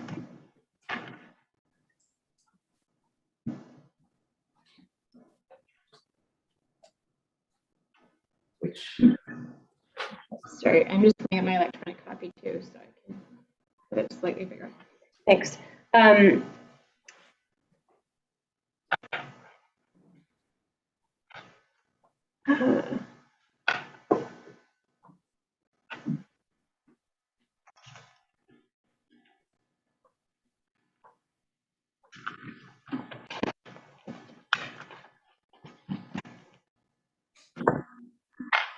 Sorry, I think I interrupted you to the wrong place. Let's stay there. That's okay. I'll just readjust my questioning. Sorry.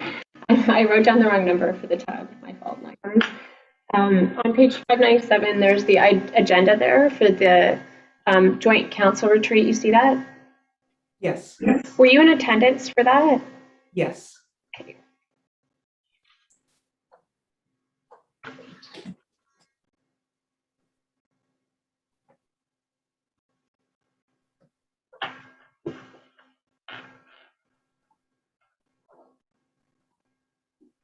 I can have us turn to the next page, which is 598. It's a memo from yourself. And under the heading, relevance of libraries in the future. Did you prepare this, Ms. Grande? Yes, I did. And you talk there about the future of libraries, more or less, if I can paraphrase that. Is this information you had, or did you rely on another source for this? It came from the group 2 study on the library needs assessment.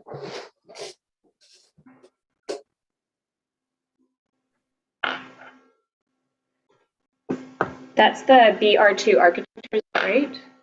No, the one on library is the comments on library came from the group 2. Okay. Oh, I see. The one that you referenced, the interior design in the first paragraph under background. You're cutting out, sorry. That's okay. Are you referring to the Group 2 Architecture Interior Design LTD that you referenced in the first paragraph on there? It says background. Contracted. Oh, yes, yes. I'm not sure whether we're still covering the screen where your page is, No. but okay, great. So, and it says there was a January 2012 needs assessment. Is that the source of your information there under the kind of what I'm calling the future of libraries? Yes, the group 2 architect. Okay. And has there been an update to that information? Not a formal one. Okay. And you would agree with me that technology and the use of technology has changed since 2012? I can't comment on that. Do you think that is it your information that the advice given about the use that would be made by the public of a library in 2012 is still applicable today, 9 years later? It could be. Has that been, I guess what I really want to know is that something that's been discussed at that committee that you are part of? Yes, it has been. Okay, but there hasn't been any formal expert opinion or advice sought on that at this point? We do have a library consultant that has been working with us, and Judy Moore with the ad hoc committee, and feels that the library is still relevant, and what is being proposed in the library is relevant to 2021 and moving forward to the future. Right. So you say if we turn to page 603 of your statement, there's a reference there to a 14,000 square foot library. Is that still the plan? Where is it? Sorry. I think it's page 603. Let me just see if I can find it in the document. Sorry. I don't see. And it could be that I missed the page. Look at BR2 is the last one. Sorry. Let me just see if I can find it for us. Not on that page. Good. Every other statement I had no issue with my things lining up, but this one seems to be a problem. So just give me a moment, Ms. Bundy. I'll try to orient you where I'm going.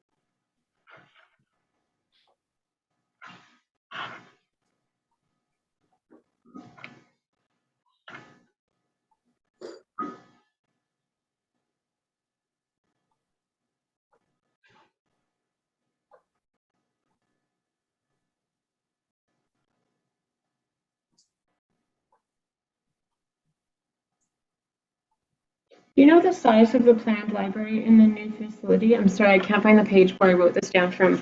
My apologies, but do you actually know the size of the planned library in the municipal center? Yeah, in the concept that was done by BR2, which is in here, it's 1,467 meters squared. And what's the current library size? Do you know in square meters? I have feet, but I'm just wondering if you know the meter size. I don't have that calculation. It's in the group 2 report. So, and the concept report that you're talking about, that's the document at appendix 16, right? The BR2 report, right there. Did you say it's in group 2? Oh, like the Sorry, and current then- is in group 2. In This is tab where 9. In tab 9, right? You're saying the assessment of what's currently available is in the in the group 2 library needs assessment report? yes.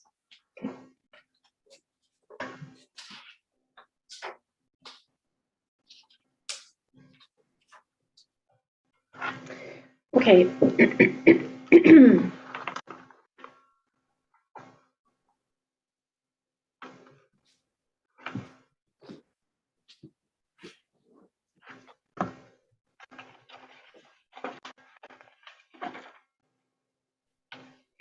You say on page 603 in your memo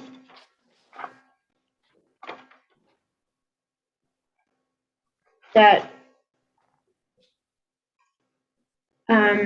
you refer there to a operating deficit for the Arts and Culture Center, assuming an approximate increase of 35% in facility operating costs for the library. Is that with respect to the existing library or for the new library in the municipal center? So an increase of 35% of the old to the new. Got it.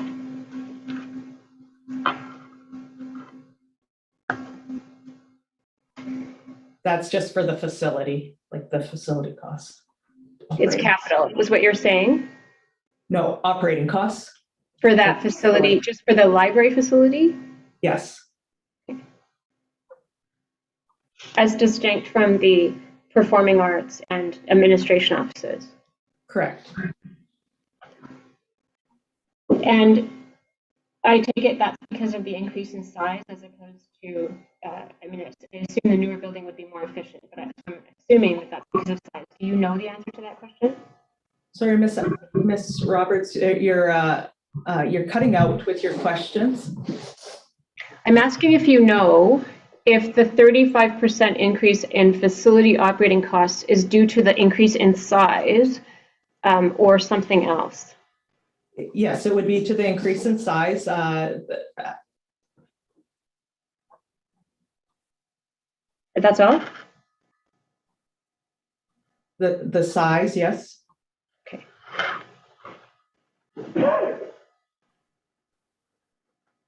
Okay.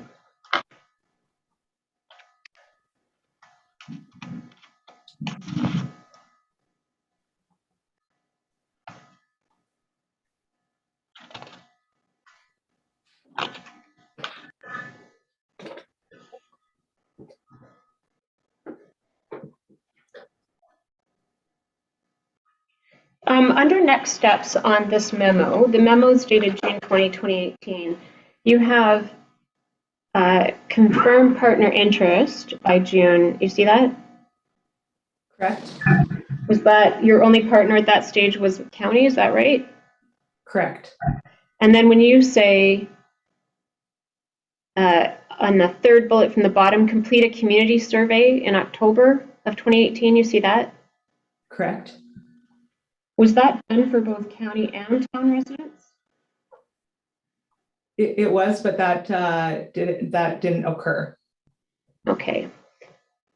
And so then I take it the next bullet, present survey results to both councils, didn't occur either? No, we're in that process right now. So the ad hoc committee is just working on the education campaign for that rollout because of the delay in funding from the funding announcement from the feds. Okay. And in your paragraph 8 of your statement, you refer to that committee that I think is the same committee that you keep referring to, but I just want to double check. You call it the Arts and Culture Committee in paragraph 8. Is that the same committee that you're talking about? No. So what is it what committee are you talking about? I am talking about the ad hoc building committee that has representation from the town and the county, the library board, the Performing Arts Society, and administration, and then 2 public members. And who's there from the county? Currently, it's Jim Rennie, Councillor Rennie. So just one person, right? Correct. Okay. And how many people on that committee?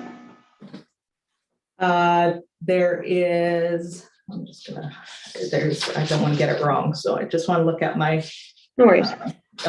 the points that's listed in here, so I just want to get to that point where I am. While you look that up, did I hear you say there are 2 public members? Yes, there are 2 public members.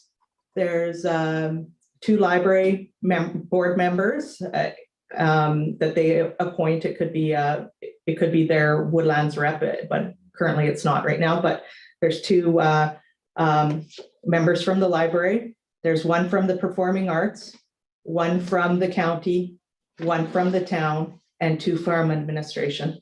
Okay, thank you. And then in terms of the Performing Arts, is that different than the Arts and Culture Committee you referenced in paragraph 8? Yes. Okay.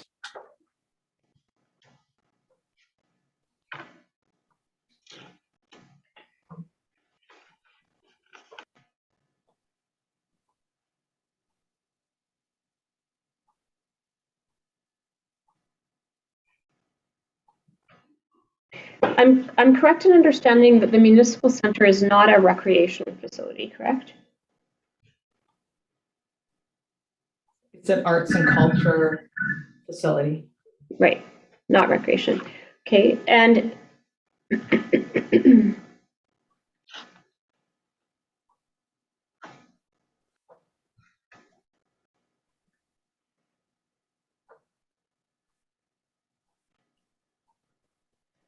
the ad hoc building committee, is that an advisory type committee, or does it have binding authority over the town? It's an advisory committee. It just reports to the town, correct? They actually make presentations to both the town and the county. Okay, how often do they do that? There's not a set schedule. Do you have a reference to that in your statement?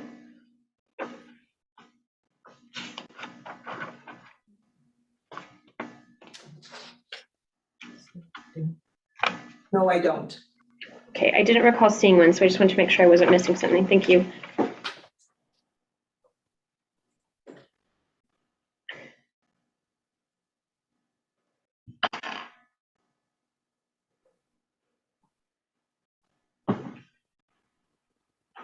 If I can have us look at tab 8, I'm waiting for it to load on mine. I think it's page 232.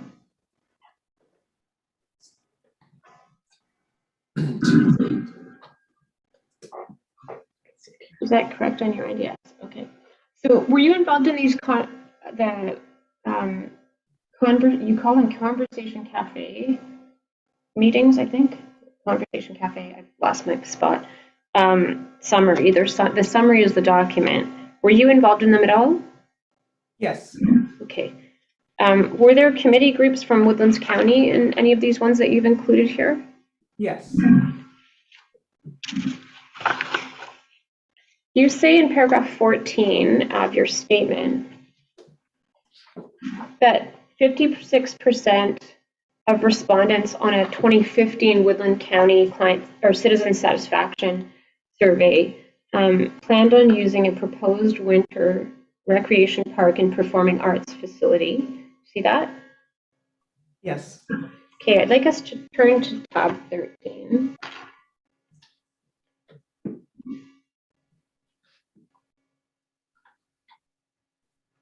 just want to make sure you're referring to the second question on the right-hand side of the page. Is that right?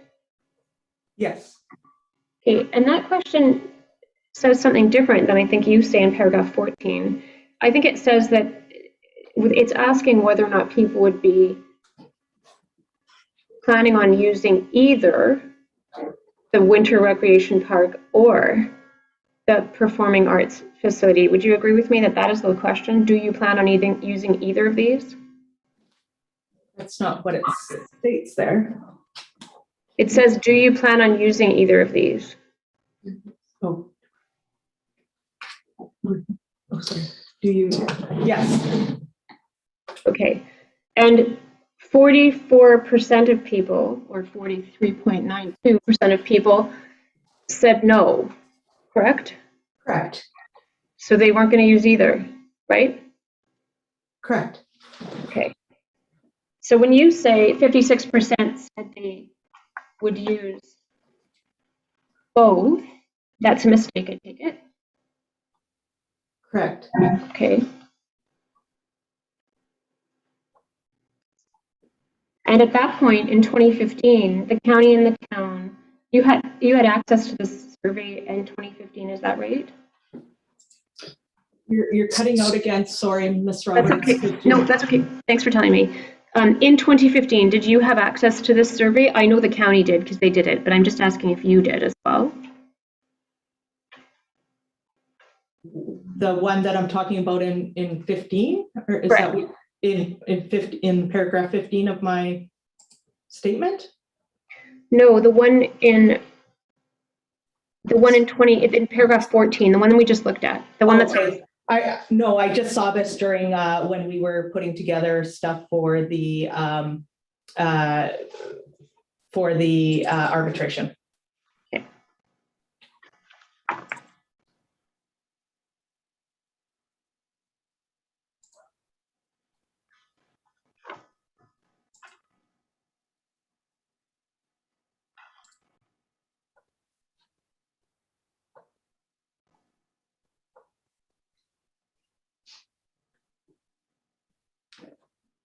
okay.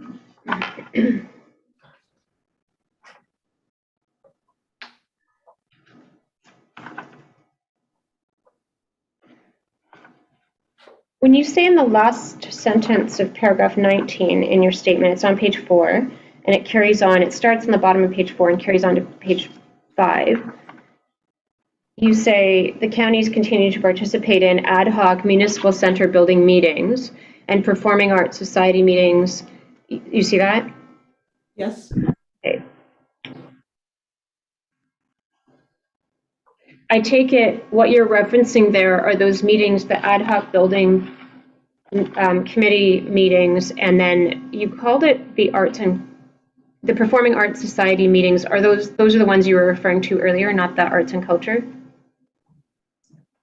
Correct. There's 3 different that I'm referencing. Yes. Yes, and I'm getting confused between them. I appreciate you know them better than me. So there's the performing arts, there's the arts and culture, and then there's the ad hoc building committee, all of which are related to the municipal center. Is that right?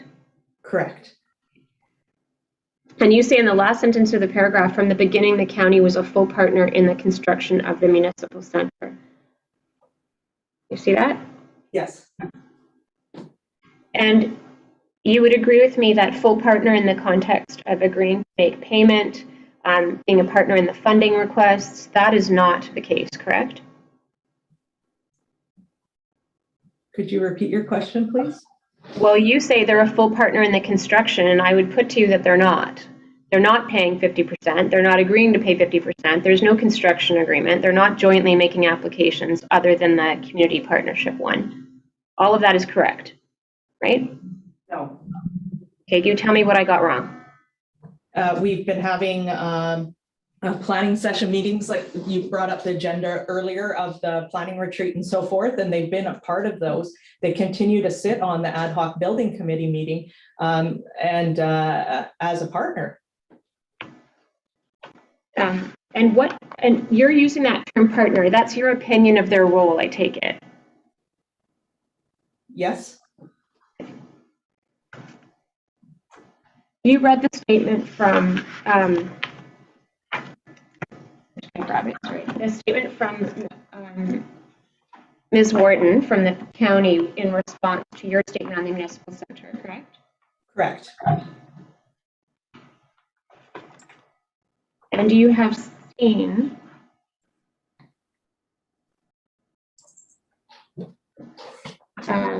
the last tab to that document on page 97 is a letter dated October 9 of 2018. Oh. I don't know what just happened there. That's not the right page, but there should be one more document that is not.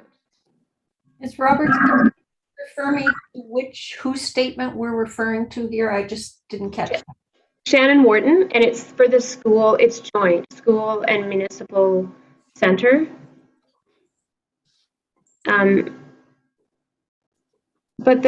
So if we tab to 16, that should be the letter. I'm not sure why the page is not aligning, but okay. On mine, that says 97. Sorry about that. So we're there now. So Ms. Grande, we're looking at tab 16, Ms. Wharton's statement there, and you see that's a letter from October 9 of 2018. You would have seen that when you reviewed the statement, I take it? Yes. Okay, and so did you review this more or less, or were you aware of it more or less at that time in October of 2018? Not in October of 2018, but I was made aware of it. At some point before the arbitration? Yes. And you'd agree with me that in that letter, Mr. Pat Vincent, who is the interim CAO for the county, is saying that he's declining the invitation to participate, but from the town in a public education around the municipal center, correct? Correct.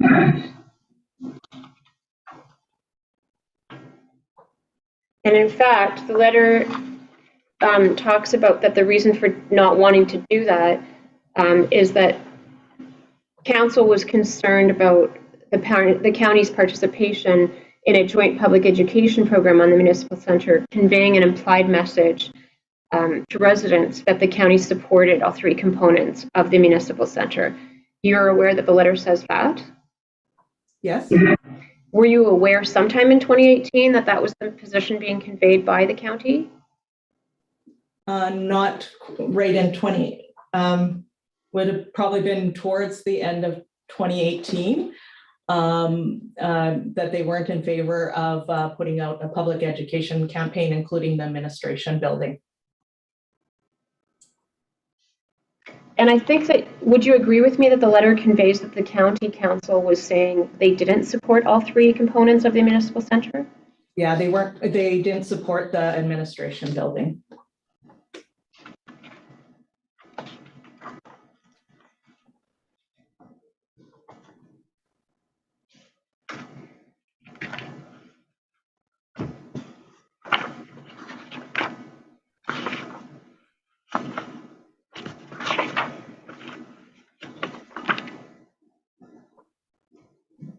Can you tell me the source of your information in paragraph 21 of your statement? Sorry, I'll go back and figure out what page it's on. It's on page 5. Specifically the sentence where you say that you're talking about past concert ticket sales. In the second sentence, you say there was strong support from Fort Assiniboine residents at the open houses. And then you say several residents in Fort Assiniboine stated they would rather travel to Whitecourt than Edmonton. Where did you get the information to base your statement there was strong support for the municipal center? I actually was at the open houses in Fort Assiniboine. It was myself and the ad hoc committee members. We were invited to be there to promote the municipal center in Fort Assiniboine as part of the county's budget process, and showing them the costs related and how it would be funded. And we were there, and it has been it was documented. We received comments and we documented them, and they're part of the report in the submission. The open house report, a Survey Monkey report. I think it's one of the last pages in the report lists all of the comments from the county open houses. And do you know how many people attended from Fort Assiniboine? It was hosted right in Fort Assiniboine. You don't know how many people were there? It was very busy. I don't know how many people were there. It was very, very busy. I would say, yeah, most of the residents, it was quite busy. Okay, and then you're saying it's the last page of the report. Is that the one that's appended to your statement? Sorry, Ms. Roberts, you're cutting out again here on our end. I'm asking if the report, the Survey Monkey results and the statement is attached to your statement. Yes, it is. It Do you is. remember? Go ahead. Let me just find which appendix it is. What page? Sorry, I have two binders that had, it didn't all fit in one binder.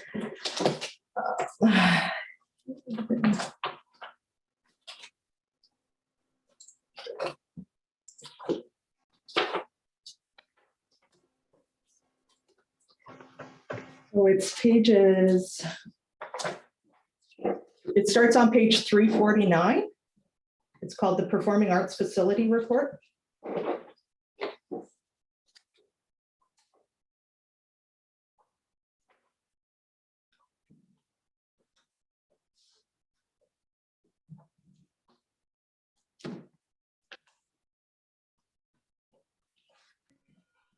And so you're saying that the last page of this report sets out the information that you gathered in Fort Assiniboine. Did I understand you correctly? Page 392 are the comments.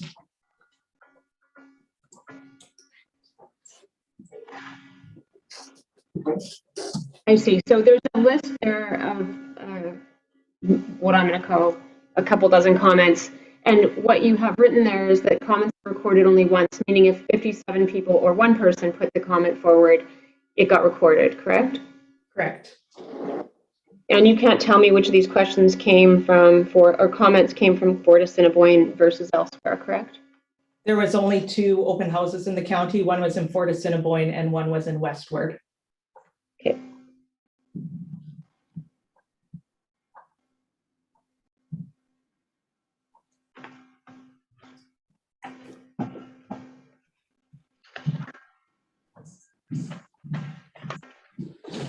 And this is the evidence you have with respect to your statement about strong support from Fort Assiniboine, I take it? Yes.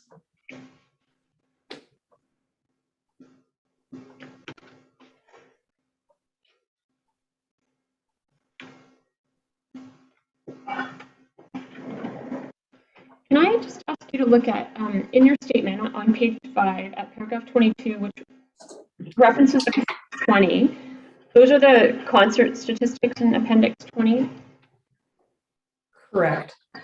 They're in my version at page 608.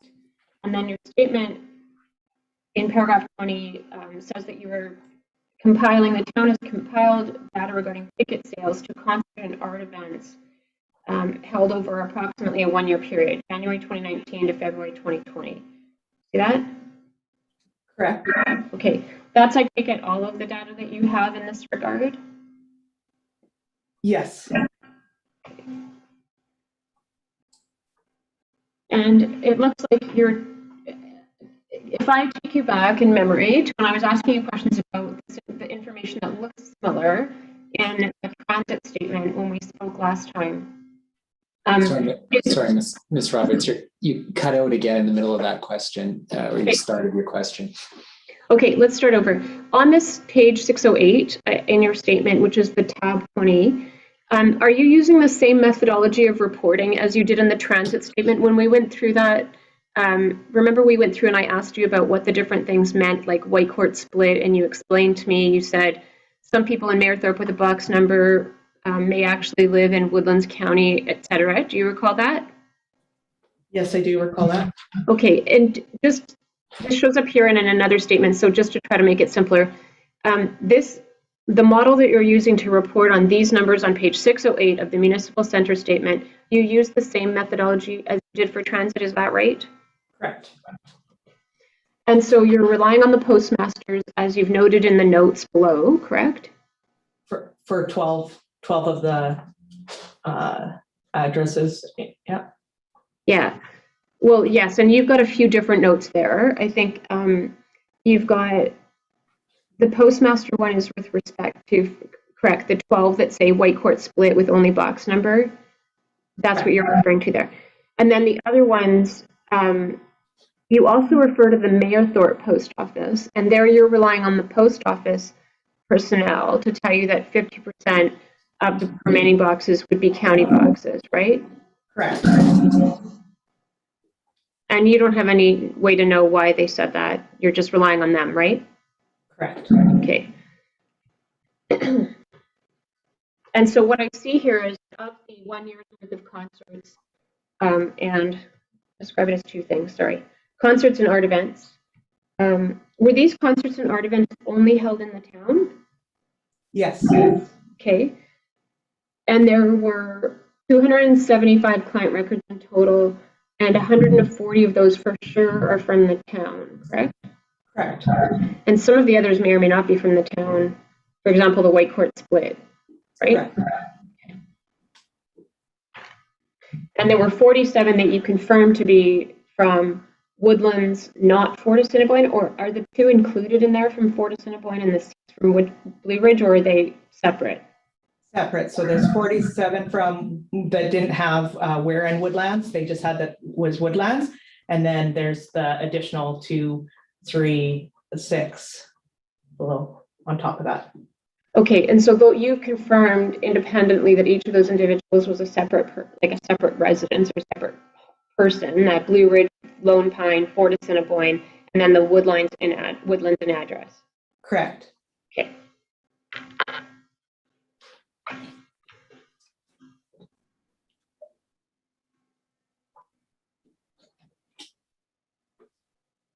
And paragraph 23, you say this facility will benefit the town and the entire county. That's your opinion, right? Correct. I take it, much like the other facilities that are located in the town, the programming at the municipal center will be largely town directed. Is that right? No. There will be a portion, like the library is the library board for the programming. Sorry, I should have been more specific. So I'm talking specifically about the arts and culture programming, the performing arts part. It will be under the Community Services Advisory Board, which has representation from the town and the county.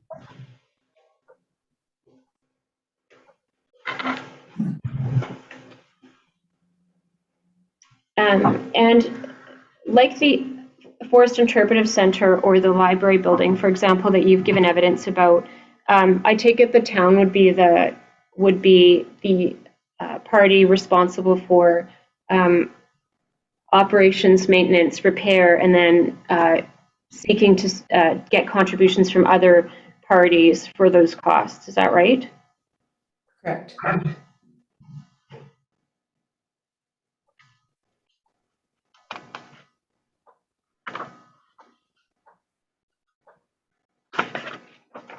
Other than the 2 open houses, has the town had any consultation with county residents?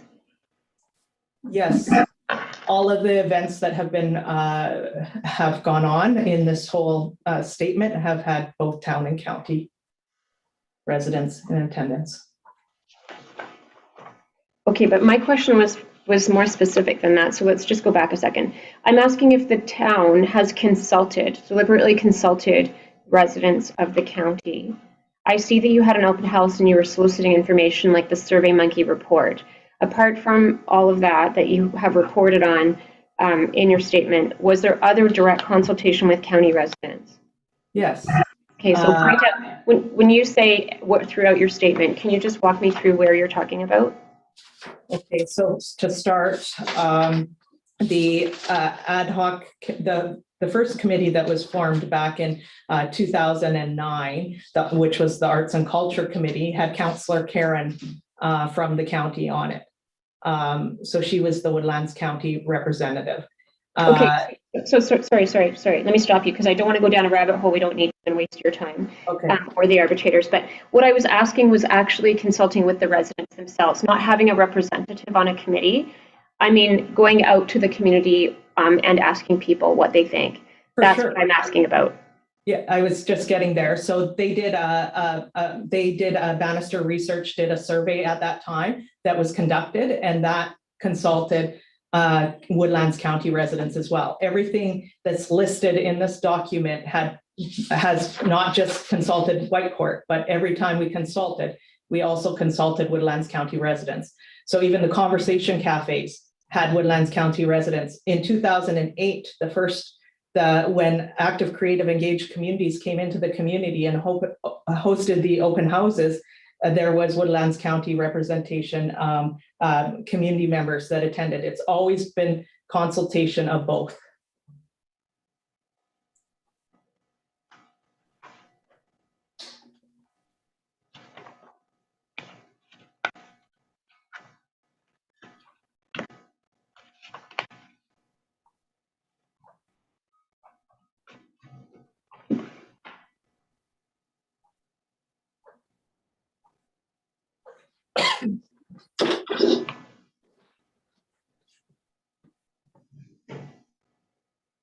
Is the last consultation, like open houses, that were reported on in 2015 at tab 14?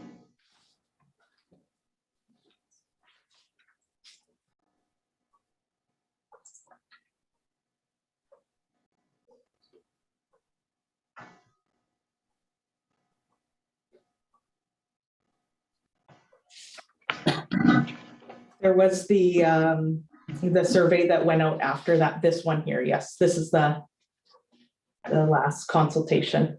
Right. The one that has the Survey Monkey results, right? Yes, Okay, thank you.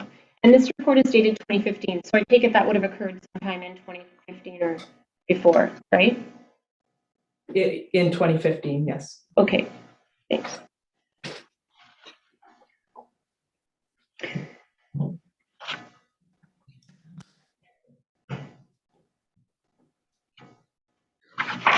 Okay. May I just have a few minutes, Ms. House? I just need about maybe 3 or 4, and then I can probably wrap up on this one. Sounds good.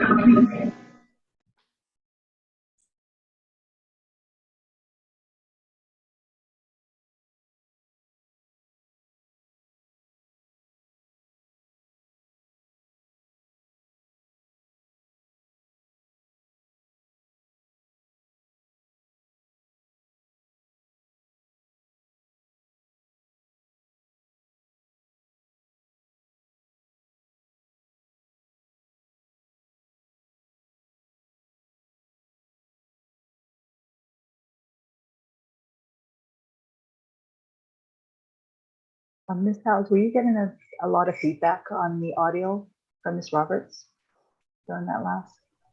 Yes, I am. Okay, I'm gonna maybe work with them over the lunch break and see what we can do to fix that. Thank you. I appreciate it.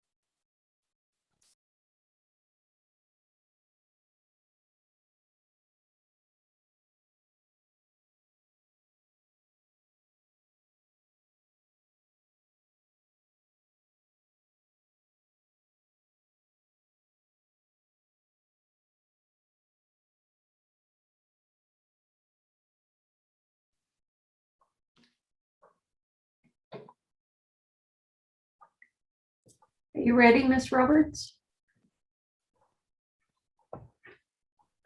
Go ahead. Yes, thank you. Is the sound better? Yes, it is. Okay, I think I figured out, well, I think Ms. O'Kelly figured out what was wrong. Okay, so sorry about that. We can't hear it on our end, so we appreciate you letting me know. Okay, so I just have a couple quick questions for you on this last statement. It's not your last statement today, but it's the last questions, hopefully, on this statement, Ms. Grande. I have one question specifically. I want to make sure that I understand correctly. You said there's representation from the county on various boards, and I'm still trying to make sure that I understand who all the boards are. I understand from other reviews of your different statements, there is a Culture and Recreation Board as well, right? Community Services Advisory Board. Community Services Advisory, thank you. And then there is the Performing Arts Committee that you mentioned, right? Yes, there was a Performing Arts Committee back in 2008. And that has become something else or no? Yes, it kind of then became the Ad Hoc Building Committee, but the representation changed on it. Is anybody from the county on the Ad Hoc Building Committee? Yes, Jim Rennie, Councillor Rennie. Okay. Oh, sorry, go ahead. Oh, and it continues to meet. Right. And in terms of contributors, the Performing Arts Committee, I understood, or sorry, the Arts and Culture Committee, is it the Arts and Culture Committee that is raised support? I'm getting them mixed up and I apologize, you can correct me. Was it Arts and Culture that did the fundraising? I'm not sure what you're referring to. Could you please elaborate? Yeah, I can try to go back and find it.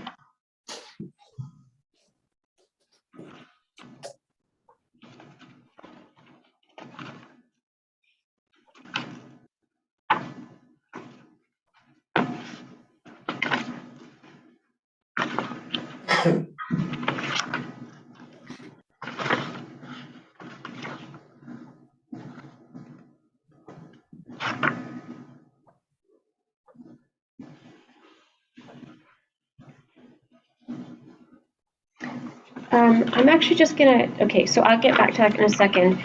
I wanted to know whether there's any contributions from any other party other than the federal government funding that you got, the community partnerships funding that you got.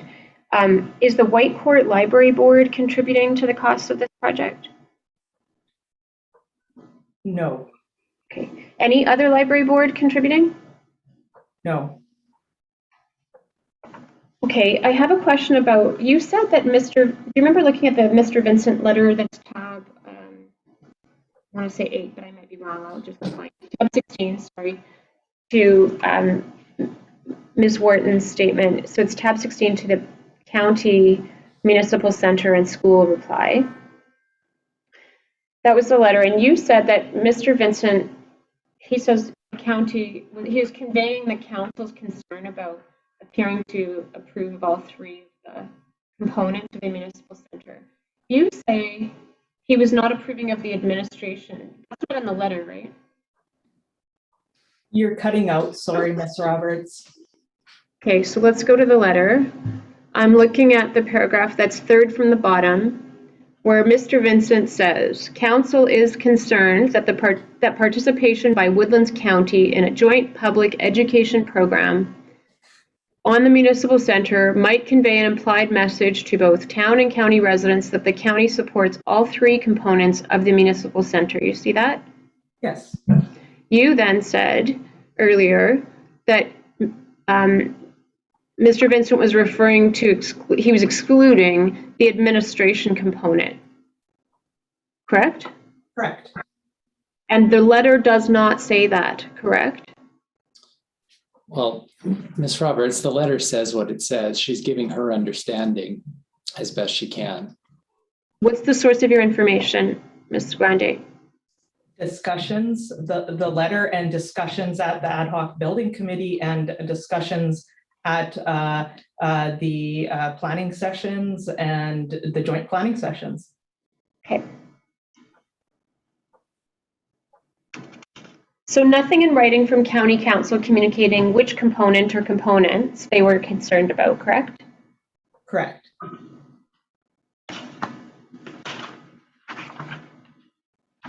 So Mr. Ward's accurate in saying that's your understanding of what the concern was?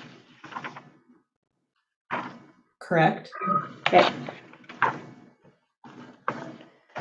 Those are all my questions for this statement. I'll say thank you at this point, Ms. Grundy, on that. I know we will potentially have some other questions from the arbitrator, and I know we're back this afternoon, but you're free of me mostly, at least right now. Is this a good time to take lunch? Yes. If we come back at 25 after 12, is that sufficient or do you need more time? That sounds good. That's fine with us. Am I assuming there's nothing arising and no questions from you, Ms. House? We really haven't gone there. We didn't do that with the last piece and we didn't do that with this piece. So perhaps after lunch, we could attack both of those. Oh, sure. Yeah. So Mr. Ward, on the municipal center and the library, if you have any questions arising.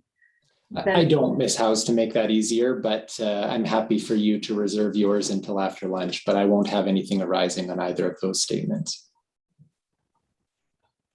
And I don't either. Ms. Roberts, we're still having some issues with your sound, so when we break for lunch, could I just get 2 minutes? Okay, Muted, but saying yes. We'll come back to a new topic. All right, so let's come back at 25 after 12. Thank you. Very much.